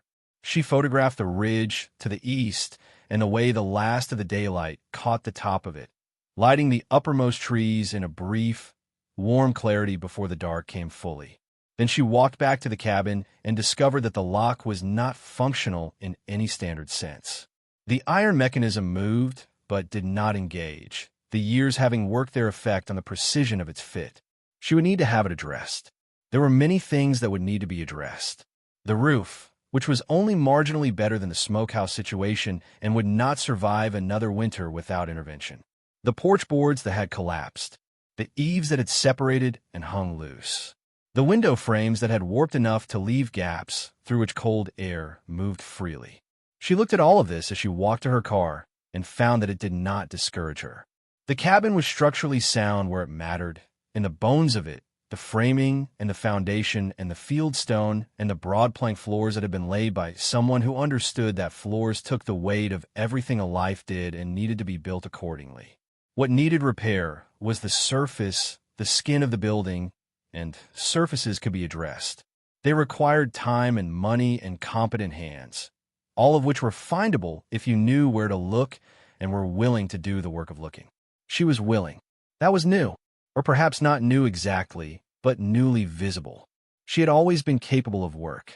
She had managed a household for 39 years, organized its finances and its social calendar and its practical requirements, raised 2 children in the margins of her husband's professional ambitions, maintained relationships that required maintenance, and let go of ones that had become more burden than sustenance. None of this had required permission or praise. It had required only the willingness to do what needed doing, which she had always had. She had simply been directing it, for most of her adult life, at someone else's life rather than her own. It had not occurred to her to think of it this way, not during the marriage, not even during the difficult months that had followed its end. It occurred to her now, on the lane through the forsythia in the dark, and it arrived not as an accusation, but as a simple recognition of fact. A recalibration.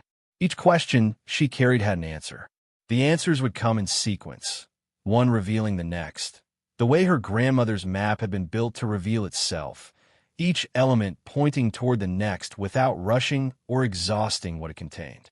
It was the most elegant kind of structure.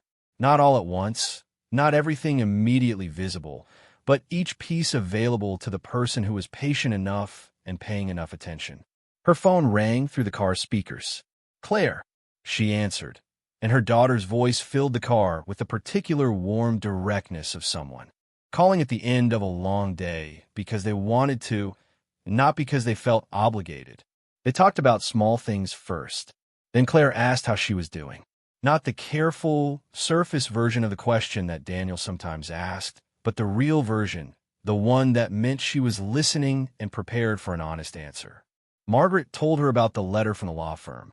She told her about the drive south, the cabin, the tin box on the table, the letter her grandmother had left. She told her about the smokehouse and the iron pin and the floor. She did not tell her everything. Not yet. Not the full scope of what she had found or what it might mean. She told her enough. Enough to say that something had changed, that she had found something that belonged to her, that it was more significant than she had initially understood. Claire was quiet for a moment after she finished. Then she said that their great-grandmother had always known that Margaret would be all right, that she had told Claire this during one of the visits Margaret had arranged when Claire was young, during one of the times Evelyn had walked the land in the early morning and let Claire walk beside her. She had said that Margaret had a quality that was harder to break than it looked, and that the world would try, because the world always tried with the people who had it, and that she had done what she could to make sure there would be something waiting when it was needed. Margaret drove in silence for a moment after Claire finished speaking. The road curved through a stand of old trees, their canopy closing over the headlights briefly and opening again. The stars were visible ahead where the sky opened up above the road. She said that she was beginning to understand that now. She said that she thought they should plan a visit to the cabin, that there was something she wanted to show Claire in person. They talked for another 15 minutes, then said good night with the warmth of people who have navigated difficulty together and come through it still intact. Margaret ended the call and drove on through the dark, and the darkness felt less like an absence now and more like an interval, the space between one thing and the next, neither threatening nor permanent. She thought about her grandmother walking the land in the early morning, pointing at things. This tree, that stone, this line where the ground changes. She thought about what it meant to have known for 60 years without being told that someone had done something specific on your behalf, that someone had loved you with the particular foresight of a person who understood that love was not only what you felt but what you arranged, what you built, what you left behind for the moments you could not be present for. The lights of the first town appeared ahead, warm and ordinary in the dark, as she drove toward them with the tin box on the seat beside her and the metal container in her bag and the appraiser's number in her phone and the questions that would lead to other questions arranged in her mind with a patience she had not known she still possessed. She had somewhere to be. She had something to return to. She had a name written on the back of an old photograph, and a grandmother who had understood the world with a clarity that had taken Margaret 68 years to approach. It was, by any reasonable measure, enough to begin with. The appraiser's office was on the second floor of a building that had been a dry goods store in an earlier century and still carried, in the slope of its floors and the particular quality of its windows, the memory of what it had been. The staircase was steep and narrow, its handrail worn smooth at the top by the accumulated grip of many hands over many years. Margaret climbed it on a Tuesday morning, which she noticed and did not remark on, carrying her bag with the tin box inside it, and the metal container from the fieldstone wall, and the photographs she had taken across 2 days of careful work on land 3 hours south that was hers alone. The woman who met her at the top of the stairs was perhaps 60, with the particular kind of composed attentiveness that comes from spending a professional lifetime looking closely at things. Her name was Dr. Patricia Voss, and she had, in the brief phone call they had shared the previous week, asked questions that told Margaret she was someone who had encountered unusual discoveries before and had developed a methodology for approaching them that was neither excited nor dismissive. She offered coffee, and Margaret accepted, and they sat at a work table whose surface was covered in a soft cloth and lit from above by lamps designed to render color accurately, and Margaret unpacked what she had brought. If you're enjoying this story so far, don't forget to hit the like button and subscribe. Drop a comment telling me where in the world you're watching from. I love hearing from you. She had not brought everything. She had brought the tin box and its contents, the letter and the photograph. She had brought the metal container with its old currency notes. She had brought a coin from one of the rolls, selected at random, still in its original wrapping. She had brought the wooden box, because the wooden box contained things she did not feel equipped to assess on her own, and she had told Dr. Voss on the phone that there were items requiring expertise in areas beyond simple valuation. She had left the oilcloth packages in the void under the smokehouse floor, beneath the replaced planks and the smoothed earth, where they had rested for decades and would rest for a few more days without harm. Those documents needed a different kind of professional than an appraiser, and she was in the process of identifying one. Dr. Voss looked at everything carefully in the order Margaret presented it, without rushing any element of the process. She looked at the letter in the tin box, reading it without commentary, her expression neither surprised nor performatively neutral, but simply attentive. She looked at the photograph. She turned it over and read the 2 words on the back and set it down. She picked up the metal container and examined its exterior with a small magnifying glass before opening it, studying the seams and the oxidation patterns on the lid with the focus of someone reading a language they knew well. When she opened the container and spread the currency notes carefully on the cloth surface, she was quiet for a long time. She handled each note with cotton-tipped instruments rather than her fingers, lifting the edges, examining the printing, checking the serial numbers against a reference she pulled from a shelf behind her without explaining what it was. The notes were from an era of American currency that had been substantially redesigned in the decades since, and their large format and the particular quality of their engraving placed them with a precision that a specialist could read like a date stamp. She said their condition was exceptional. She said that currency of this denomination from this era in this condition was uncommon in any context, and genuinely rare when found in a private collection that had not passed through any documented hands. She did not give a number yet. She continued to the coin. The single coin Margaret had brought came out of its paper roll slowly, Dr. Voss tipping it onto the cloth with the delicacy of someone who understood that contact with skin transferred oils that could affect surface condition and therefore value. It landed bright side up, its design clear and its date precisely legible. Dr. Voss looked at it through the magnifying glass for nearly a minute without speaking. Then she sat back in her chair and looked at Margaret with the composed attention she had brought to everything so far, and she said that she would need to see the rest of the rolls. Margaret told her there were 12. She told her the range of denominations and dates she had recorded from the labels written in the unfamiliar hand. Dr. Voss wrote these down on a notepad, saying nothing. Then she picked up her reference book again and spent several minutes with it before setting it aside. When she spoke, her voice had the careful evenness of someone choosing words with professional precision, because precision was the only adequate response to what she was looking at. She said that based on the single specimen and the recorded labels from the remaining rolls, and taking into account the documented survival rates for American gold coinage of this type and era in uncirculated or near uncirculated condition, a conservative estimate for the collection as a whole would require a formal auction house assessment before any number could be considered reliable. However, speaking only in the broadest possible terms, she did not think the collection was likely to disappoint. Margaret asked her to be slightly less broad. Dr. Voss permitted herself a brief expression that was not quite a smile, but occupied the same territory. She said that individually, coins of this type in this condition had sold at major auction houses in the preceding several years for figures ranging from $8,000 to over $40,000 per coin, depending on specific date, mint mark, and grading outcome.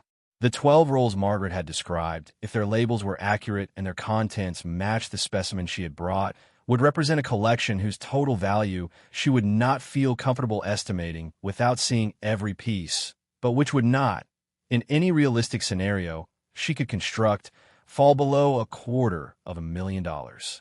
She paused. She said that, depending on specific pieces, it could be considerably more. Margaret was quiet for a moment. Outside the office window, the street below went about its ordinary business. A truck pulled past the building, its engine audible through the glass. Somewhere down the street, a door opened and released a brief, muffled sound of voices before closing again. The room was still, and the cloth on the work table was soft, and the coin lay bright side up at the center of it, its date facing the ceiling. She said she understood. She turned then to the wooden box. She had decided on the drive north that she would open everything here, in this room, with someone qualified to tell her what she was looking at. She had kept the contents sealed for nearly a week because she had understood that unsealing them in the smokehouse, alone, without any frame of reference for their meaning or their worth, would have been like reading a sentence without knowing the language it was written in. She could have perceived the words. She could not have understood them. She lifted the lid of the wooden box and turned it toward Dr. Voss. The appraiser looked at the contents without touching them. Then she asked if she might proceed. Margaret said yes. The envelope first, sealed with wax that had hardened into a seal that still held its impression. A simple mark pressed into the surface with what appeared to be a ring or a stamp of modest design. Dr. Voss photographed it before opening it, photographed the exterior of every object in the box before she touched any of them, working with the systematic documentation of someone who had learned the hard way that first impressions of intact objects were irreplaceable. Then she carefully broke the wax seal with a thin instrument and withdrew the contents. Inside the envelope were 2 documents. The first was a handwritten statement, a single page, dense with the compressed script of someone writing under the pressure of saying something important in a limited space. Dr. Voss read it twice, and her expression changed in a way that was subtle but visible to someone watching closely. She set the page on the cloth and read the second document, which was typed and formal and bore the signatures of 3 people at the bottom, one of whom was Horace Alderman and one of whom was Margaret's grandmother. She looked at Margaret across the work table. She said that she was an appraiser, not a lawyer, and that what she had just read contained elements that she was not qualified to assess in a legal sense, and that she would strongly recommend Margaret have both documents reviewed by someone who specialized in historical property law and estate matters before proceeding further in any direction. Then she said, because it was apparent, and she was not the kind of person who withheld obvious things unnecessarily, that the documents appear to describe an arrangement regarding the ownership of a parcel of land that had been structured informally in the early 1960s and had never been formally recorded, and that the implications of unrecorded ownership arrangements, particularly in cases where the land in question had subsequently appreciated in value, were the kind of implications that lawyers live for. Margaret asked how large the parcel was. Dr. Voss looked at the typed document again. She said 412 acres. She said it ran along a county boundary and included a section of a ridge with eastern exposure that, from the geographical description in the document, would currently border what was now a protected watershed area and several private parcels whose owners had, she imagined, paid for that particular combination of features quite substantially. Margaret thought about the ridge she had been looking at through the cabin window, the ridge that caught the last light of the afternoon and held it for a few minutes before the dark came, the ridge that the hawk moved above in slow, patient circles. She did not say anything. She waited for what came next. Dr. Voss turned to the leather pouch. She loosened the drawstring and tipped the contents onto the cloth, and they both looked at what came out. Stones. Small, irregular, wrapped individually in thin scraps of the same oilcloth that had been used to protect the documents in the smokehouse. Dr. Voss unwrapped the first one with a cotton-tipped instrument and held it under the directed light above the work table and was still for a long time. She said she would need to confirm with a gemologist that this was outside her specific area of expertise, but that she had handled estates containing similar items on 3 previous occasions, and that, in her unprofessional opinion, what she was looking at was consistent in color, clarity, and refractive quality, with rough, uncut diamonds of significant individual size. She counted them. There were 11. She wrapped them again, individually, carefully, and replaced them in the pouch and drew the drawstring closed. Then she sat with her hands folded on the work table and looked at Margaret with the full weight of her professional attention. She said that she needed to recommend, in the most direct terms available to her, that Margaret do nothing irreversible until she had legal counsel that was specifically, demonstrably competent in estate law, historical property claims, and the handling of privately held, unregistered assets. She said that what Margaret had described finding, and what she had now seen a portion of, constituted a collection and a set of legal circumstances whose complexity was considerable and whose mishandling could diminish their value and their legal standing significantly. Margaret said she understood. Dr. Voss reached across the work table then and picked up the folded cloth at the bottom of the wooden box. She unwrapped the corner Margaret had unwrapped in the smokehouse, exposing the edge of the small painting. She asked permission before proceeding further, and Margaret gave it. The cloth came away from the painting in careful stages, each fold released slowly to avoid any contact with the painted surface. The painting, when it was fully revealed, was small, as Margaret had judged from the weight of it, approximately 8 inches by 10, executed in oil on a wooden panel rather than canvas. The surface was protected by a layer of varnish that had yellowed with age but had not cracked or alligatored in the way that inadequately protected works sometimes did. Beneath the varnish, the image was clear and specific. A landscape, hills, and a particular quality of light, the kind of light that painters returned to again and again when they found a location that offered it without reservation. Trees at the margin of the composition, their forms simplified but not careless, placed with the authority of an artist who understood what trees were rather than what they looked like from a distance. Dr. Voss looked at the painting for a long time. She turned it over carefully and examined the back of the panel, where a small label had been fixed. She photographed it with the magnifying glass held steady above the lens. She photographed the front, the back, the sides, the frame, which was simple and original to the panel. She said she would need a specialist. She said that European panel paintings from before the 20th century were a discipline with considerable depth, and that she would not be responsible with Margaret's interests if she offered any opinion on attribution or value without the involvement of someone whose entire professional life had been spent in this specific area. She said she knew 2 people. She would make introductions if Margaret agreed. If you're hooked on this story, make sure to subscribe and turn on notifications so you never miss an upload. Your support means everything and helps me bring you more emotional stories like this one. Margaret agreed. They sat for a moment in the quiet of the room, the objects spread on the soft cloth between them, the afternoon light coming through the window and falling across the work table at an angle that caught the surface of the coin and made it briefly, vividly bright. She thought about her grandmother, who had acquired these things across the course of a life that no one had looked at closely enough to see fully. Evelyn Callahan had been a woman of modest means by any visible measure. She had lived in a house in town. She had driven a sensible car. She had not traveled extravagantly or spent beyond what was apparent. She had been, to the casual eye, the kind of woman whose life required no particular attention because it appeared to contain nothing that demanded it. The casual eye had missed everything.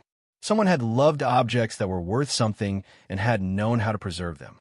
Someone had witnessed a transaction involving a piece of land and had kept the documentation when documentation was inconvenient.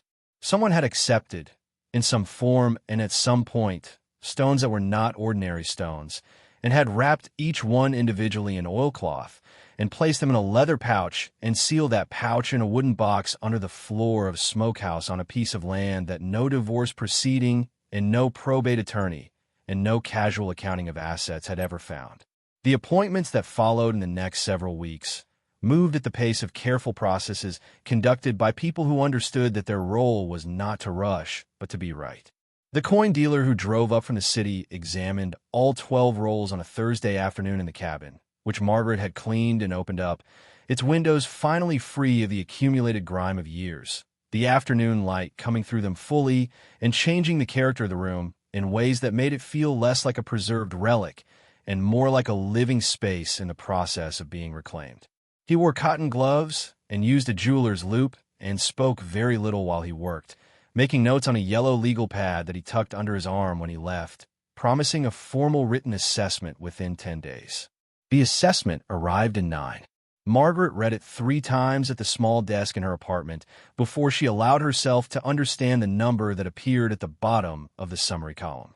The collection comprised coins from 4 different mint years across a span of 22 years, with 2 pieces identified as significant rarities within their respective date series. Their mintage numbers historically low enough that surviving examples in uncirculated condition represented, as the assessor noted with the compressed precision of his profession, a category of asset whose market was active and whose ceiling was not fixed. The total conservative estimate, meaning the number below, which it would be extraordinary to sell, assuming a reputable auction venue and a reasonable marketing period, was $417,000. The high estimate, meaning the number the assessor considered achievable under favorable conditions with appropriate presentation, was $680,000. She sat with this for a long time. Then she went to the window and looked at the street below and the building across from it and the sky above the roofline, which was clear and very blue in the way of late autumn skies in the northeast, stripped of haze and cloud by the cold that had begun to settle in earnest. She thought about the apartment and its thin walls and the fact that it was the smallest space she had lived in since she was a student.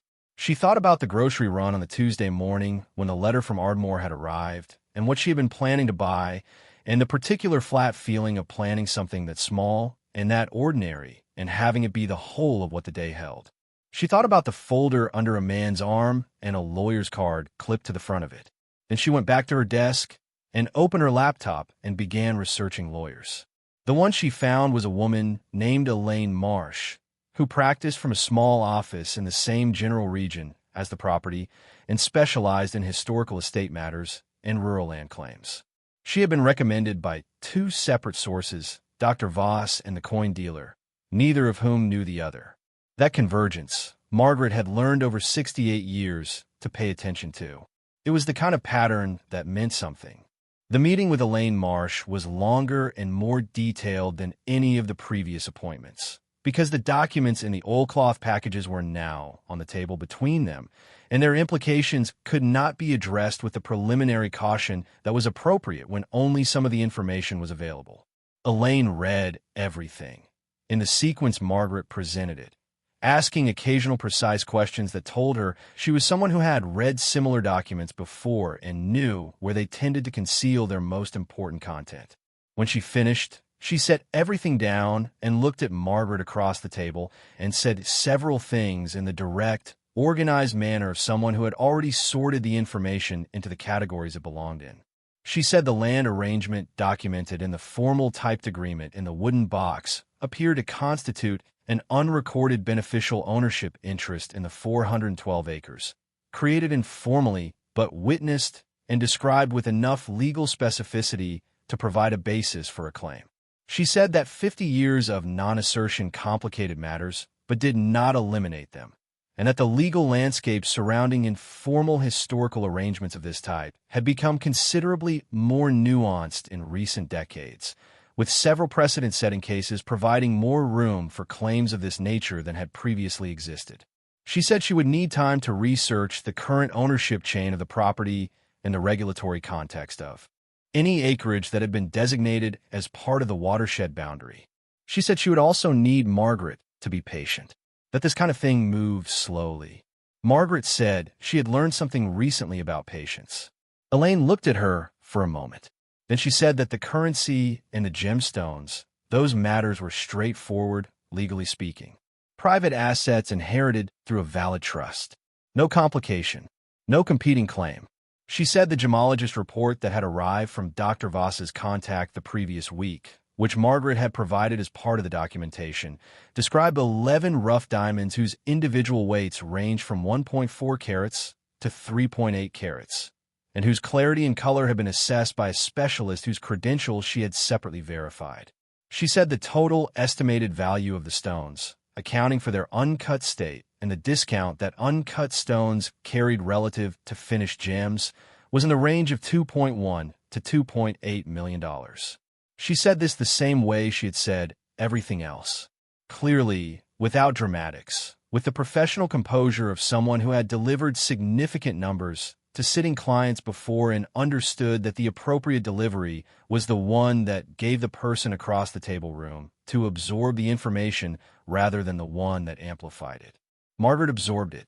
She was sitting in a lawyer's office in a building that smelled of old carpet and good wood, 3 hours south an apartment with thin walls, and someone across the table from her was telling her that her grandmother had left her rough diamonds worth more than $2 million, along with gold coins worth nearly $700,000 of the high estimate, along with old currency whose condition and denomination Dr. Voss had subsequently confirmed placed its auction value in the range of $80,000 to $120,000, along with the painting, which was still under assessment by the European panel specialist, whose preliminary communication had used two words that Margaret had looked up afterward because she had not known the name, and the name had made her sit down when she understood it. And along with the land claim, the 412 acres, the ridge, the watershed boundary, the eastern exposure that held the last light of the afternoon for a few minutes every day before the dark came. Elaine Marsh said she would be in touch within 3 weeks with her initial assessment of the land claim's viability. She said she wanted to be careful with her characterizations until she had done the research, but that nothing she had read so far gave her reason to think the foundation was absent. Margaret drove home through the familiar sequence of County Road and State Highway and the town with the hand-painted sign, and she did not stop for coffee this time.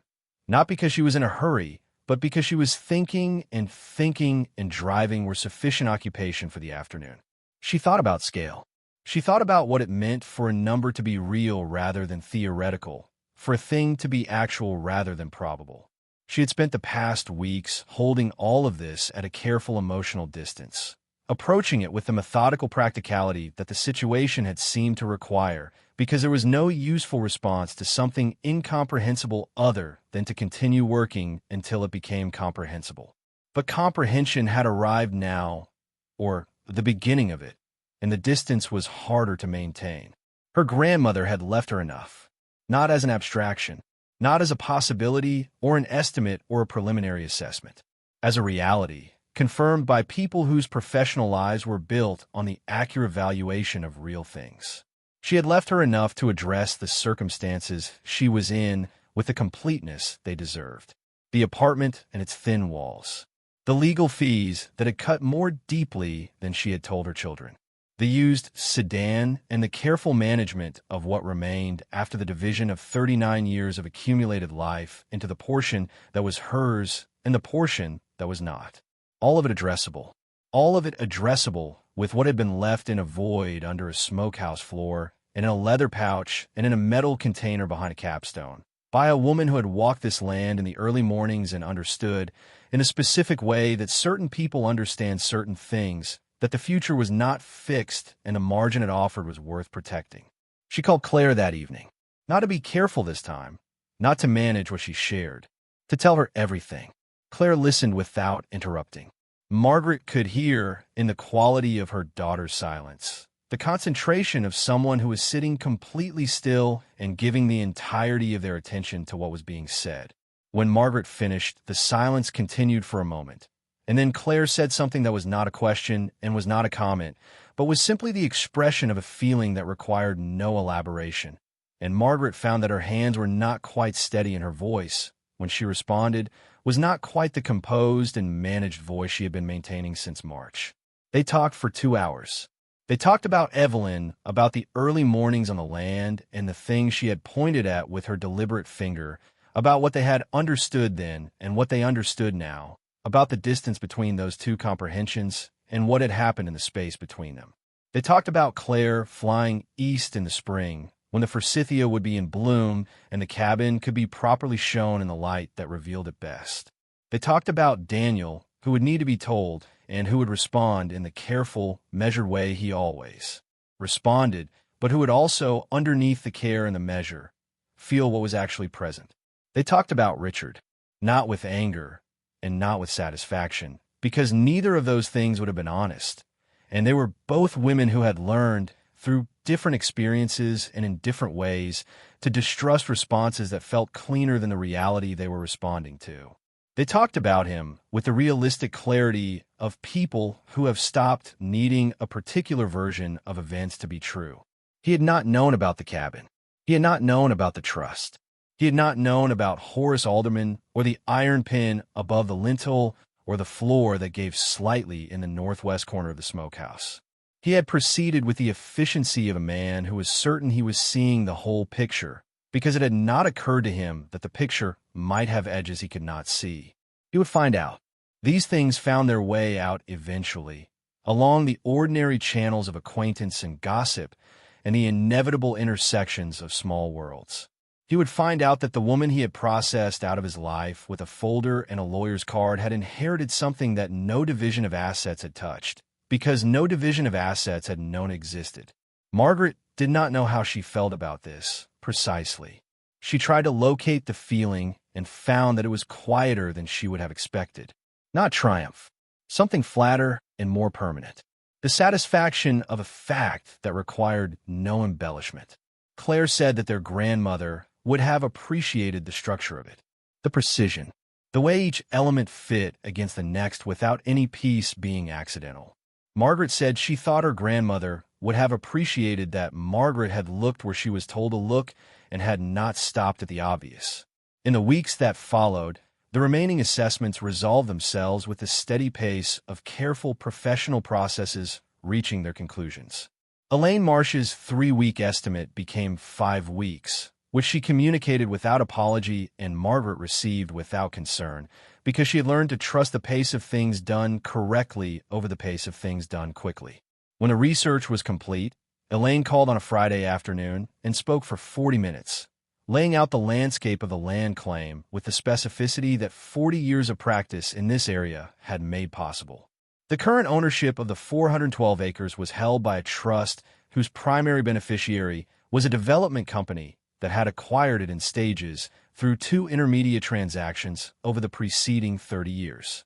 The chain of title had several points of irregularity that the informality of the 1963 arrangement did not fully explain, but that its existence complicated substantially. Elaine said that a full resolution of a claim of this nature could take years and offered no guaranteed outcome, but that the strength of the documented arrangement, the formal witness signatures, the specificity of the description, and the survival of the original instrument in demonstrably authenticated condition were all factors that would make any opposing legal team uncomfortable. She said she would recommend proceeding. Margaret said yes. The European panel specialist report arrived on the same day as Elaine's call, which Margaret noted with the quiet amusement of someone who had stopped expecting coincidences to be meaningless. The report was dense and technical in the sections concerned with medium, technique, and condition, and clear and direct in the section concerned with attribution and value. The painting, whose subject was a landscape with hills and a particular quality of light, and trees at the margin, placed with the authority of an artist who understood what trees were rather than what they looked like, had been assessed as a late 17th century work by a Flemish painter whose name Margaret had looked up after the preliminary communication, and whose works appeared in the permanent collections of 4 major European museums and had sold at auction over the preceding decade, for figures ranging from $1.2 million to $4.7 million. The specialist's estimated range for this work, given its condition and the documentation trail that accompanied it, which the specialist noted was unusually complete for a work of this age and type, was between $900,000 and $1.6 million. Margaret put the report down on the desk in the apartment with the thin walls and sat with her hands in her lap and looked at the wall in front of her without seeing it. On the other side of that wall, her neighbor's television was playing something she could not identify, a low murmur of voices and occasional music that had been the backdrop to many evenings in this apartment, and that she had sometimes found comforting for its suggestion of human presence, and sometimes found insufferable for its reminder of how little distance separated her from other people's lives. She did not find it insufferable tonight. She did not find it much of anything. The world beyond the wall was proceeding normally, as the world did, while inside this room a woman of 68 years was sitting alone with the full weight of a number she was still learning how to carry. She did not add everything up that night. The sum was available to her, had been building toward availability for several weeks, and she could have arrived at it precisely with a few minutes and a calculator. She did not do this because she was not yet ready for the number to become final, for the shape of what her grandmother had left her to be reduced to a single figure that was, however accurate, inadequate to express what it actually was. The coins and the currency and the diamonds and the painting and the land claim were not primarily valuable because of what they would buy, though what they would buy was substantial and real and would address real circumstances in her real life. They were primarily valuable because of why they existed, because of the specific love and the specific intelligence and the specific foresight that had assembled them across a lifetime and sealed them in a void and left a map made of stone and iron and an unfinished letter and 2 words on the back of a photograph. She carried those things. She would carry them after the number was settled, after the legal process is resolved, after the apartment with its thin walls was a memory, and the cabin with its tilting porch and its broad plank floors and its fireplace with the absent rectangle above the mantel was something more than it was currently. Something repaired and inhabited and cared for in the way that it had been designed to be cared for and had been waiting through 40 years of silence to become again. Claire came in the spring, as they had planned. The forsythia was not quite at its peak, but was moving toward it, the hedgerow on either side of the lane dotted with yellow that would be full and vivid within another week. They drove up the lane together, Margaret's hands easy on the wheel, the car moving over the rutted surface with the comfort of a road she had made her own. The cabin looked different. Not transformed. Not yet. The repairs were underway, but not complete. The roof knew where it had sagged and the porch boards replaced, but the cedar siding still dark and the windows still small and the chimney still standing at the east end. Different because there were flowers on the porch, planted in old pots she had found in the barn structure she had discovered on the north edge of the property during one of her later explorations, and because the door was a sage green again, freshly painted, its iron handle polished to a warmth it had not carried in decades. Claire got out of the car and stood looking at the cabin for a long time without speaking. Then she turned to her mother and said that it looked like exactly the kind of place their grandmother would have loved. Margaret said that was because it was. They spent 2 days on the property, the first day walking every part of it, Margaret showing Claire the smokehouse and the void, now empty and clean, its planking removed and the space open to the air and the light. She showed her the fieldstone wall and the altered section and explained the capstone and the metal container. She showed her the ridge to the east and the path she had begun to clear toward it, walking 30 yards into the rise until the cabin was visible behind them through a gap in the trees. She showed her the barn and the second structure she had found beyond it, which turned out to be an old spring house, its stone foundation solid, and its interior housing a small flow of clear water that was still active, still moving through the stone channel that had been built to carry it more than a century earlier. On the second day, they sat on the repaired porch in the morning and drank coffee and looked at the lane through the forsythia and did not talk very much. The silence between them had the quality of a silence between people who have said the important things and do not need to keep saying them. Claire asked, at one point, what she was going to do with all of it, with the money and the land and the cabin and the claims still working its way through legal channels in Elaine Marsh's office. Margaret thought about this. She had thought about it many times in the months since the assessments had been completed and the scale of things had become clear, and she had arrived at some answers and left others open, and she thought that was the right proportion. She said she was going to stay, that the cabin was going to be repaired properly, not restored to a museum version of what it had been, but made livable, made into a place that could be inhabited and used and filled with the kind of ordinary life that was the opposite of a monument. She said she was going to spend the time in it that it deserved, that she was going to learn the land in the way her grandmother had learned it, the specific knowledge that came from being present in a place across seasons and in different lights, and from walking the same ground many times until the ground became familiar rather than merely known.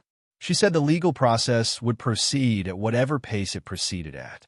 That Elaine had said there were strong grounds, and that the opposition had already indicated, through their own legal representatives, a willingness to discuss settlement arrangements that recognized the historical complexity of the title chain. She said she did not know what the resolution would look like. She knew it would not be nothing. She said the painting was in the care of a specialist in New York who had confirmed the attribution and was in contact with 2 European auction houses about placement timing and terms. She said the coins were in formal auction consignment with the house the coin dealer had recommended, and the first lots had already sold at figures that were at the high end of his estimate.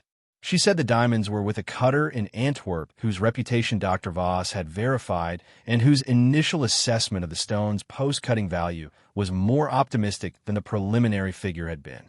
She said the currency was sold and had closed just above the high end of the range. She said she had paid off the debts that the divorce had left her with, which had been real and had been pressing and had cost her more sleep than she had told anyone. She said she had bought a better car. She said she was looking into a scholarship fund attached to the County Historical Society, something that would support research in a local land history and the kind of archival work that kept records like the ones her grandmother had preserved from disappearing into the ordinary erosion of time and inattention. She said she was not sure what the land claim would produce in the end, but that she had stopped needing to know in advance.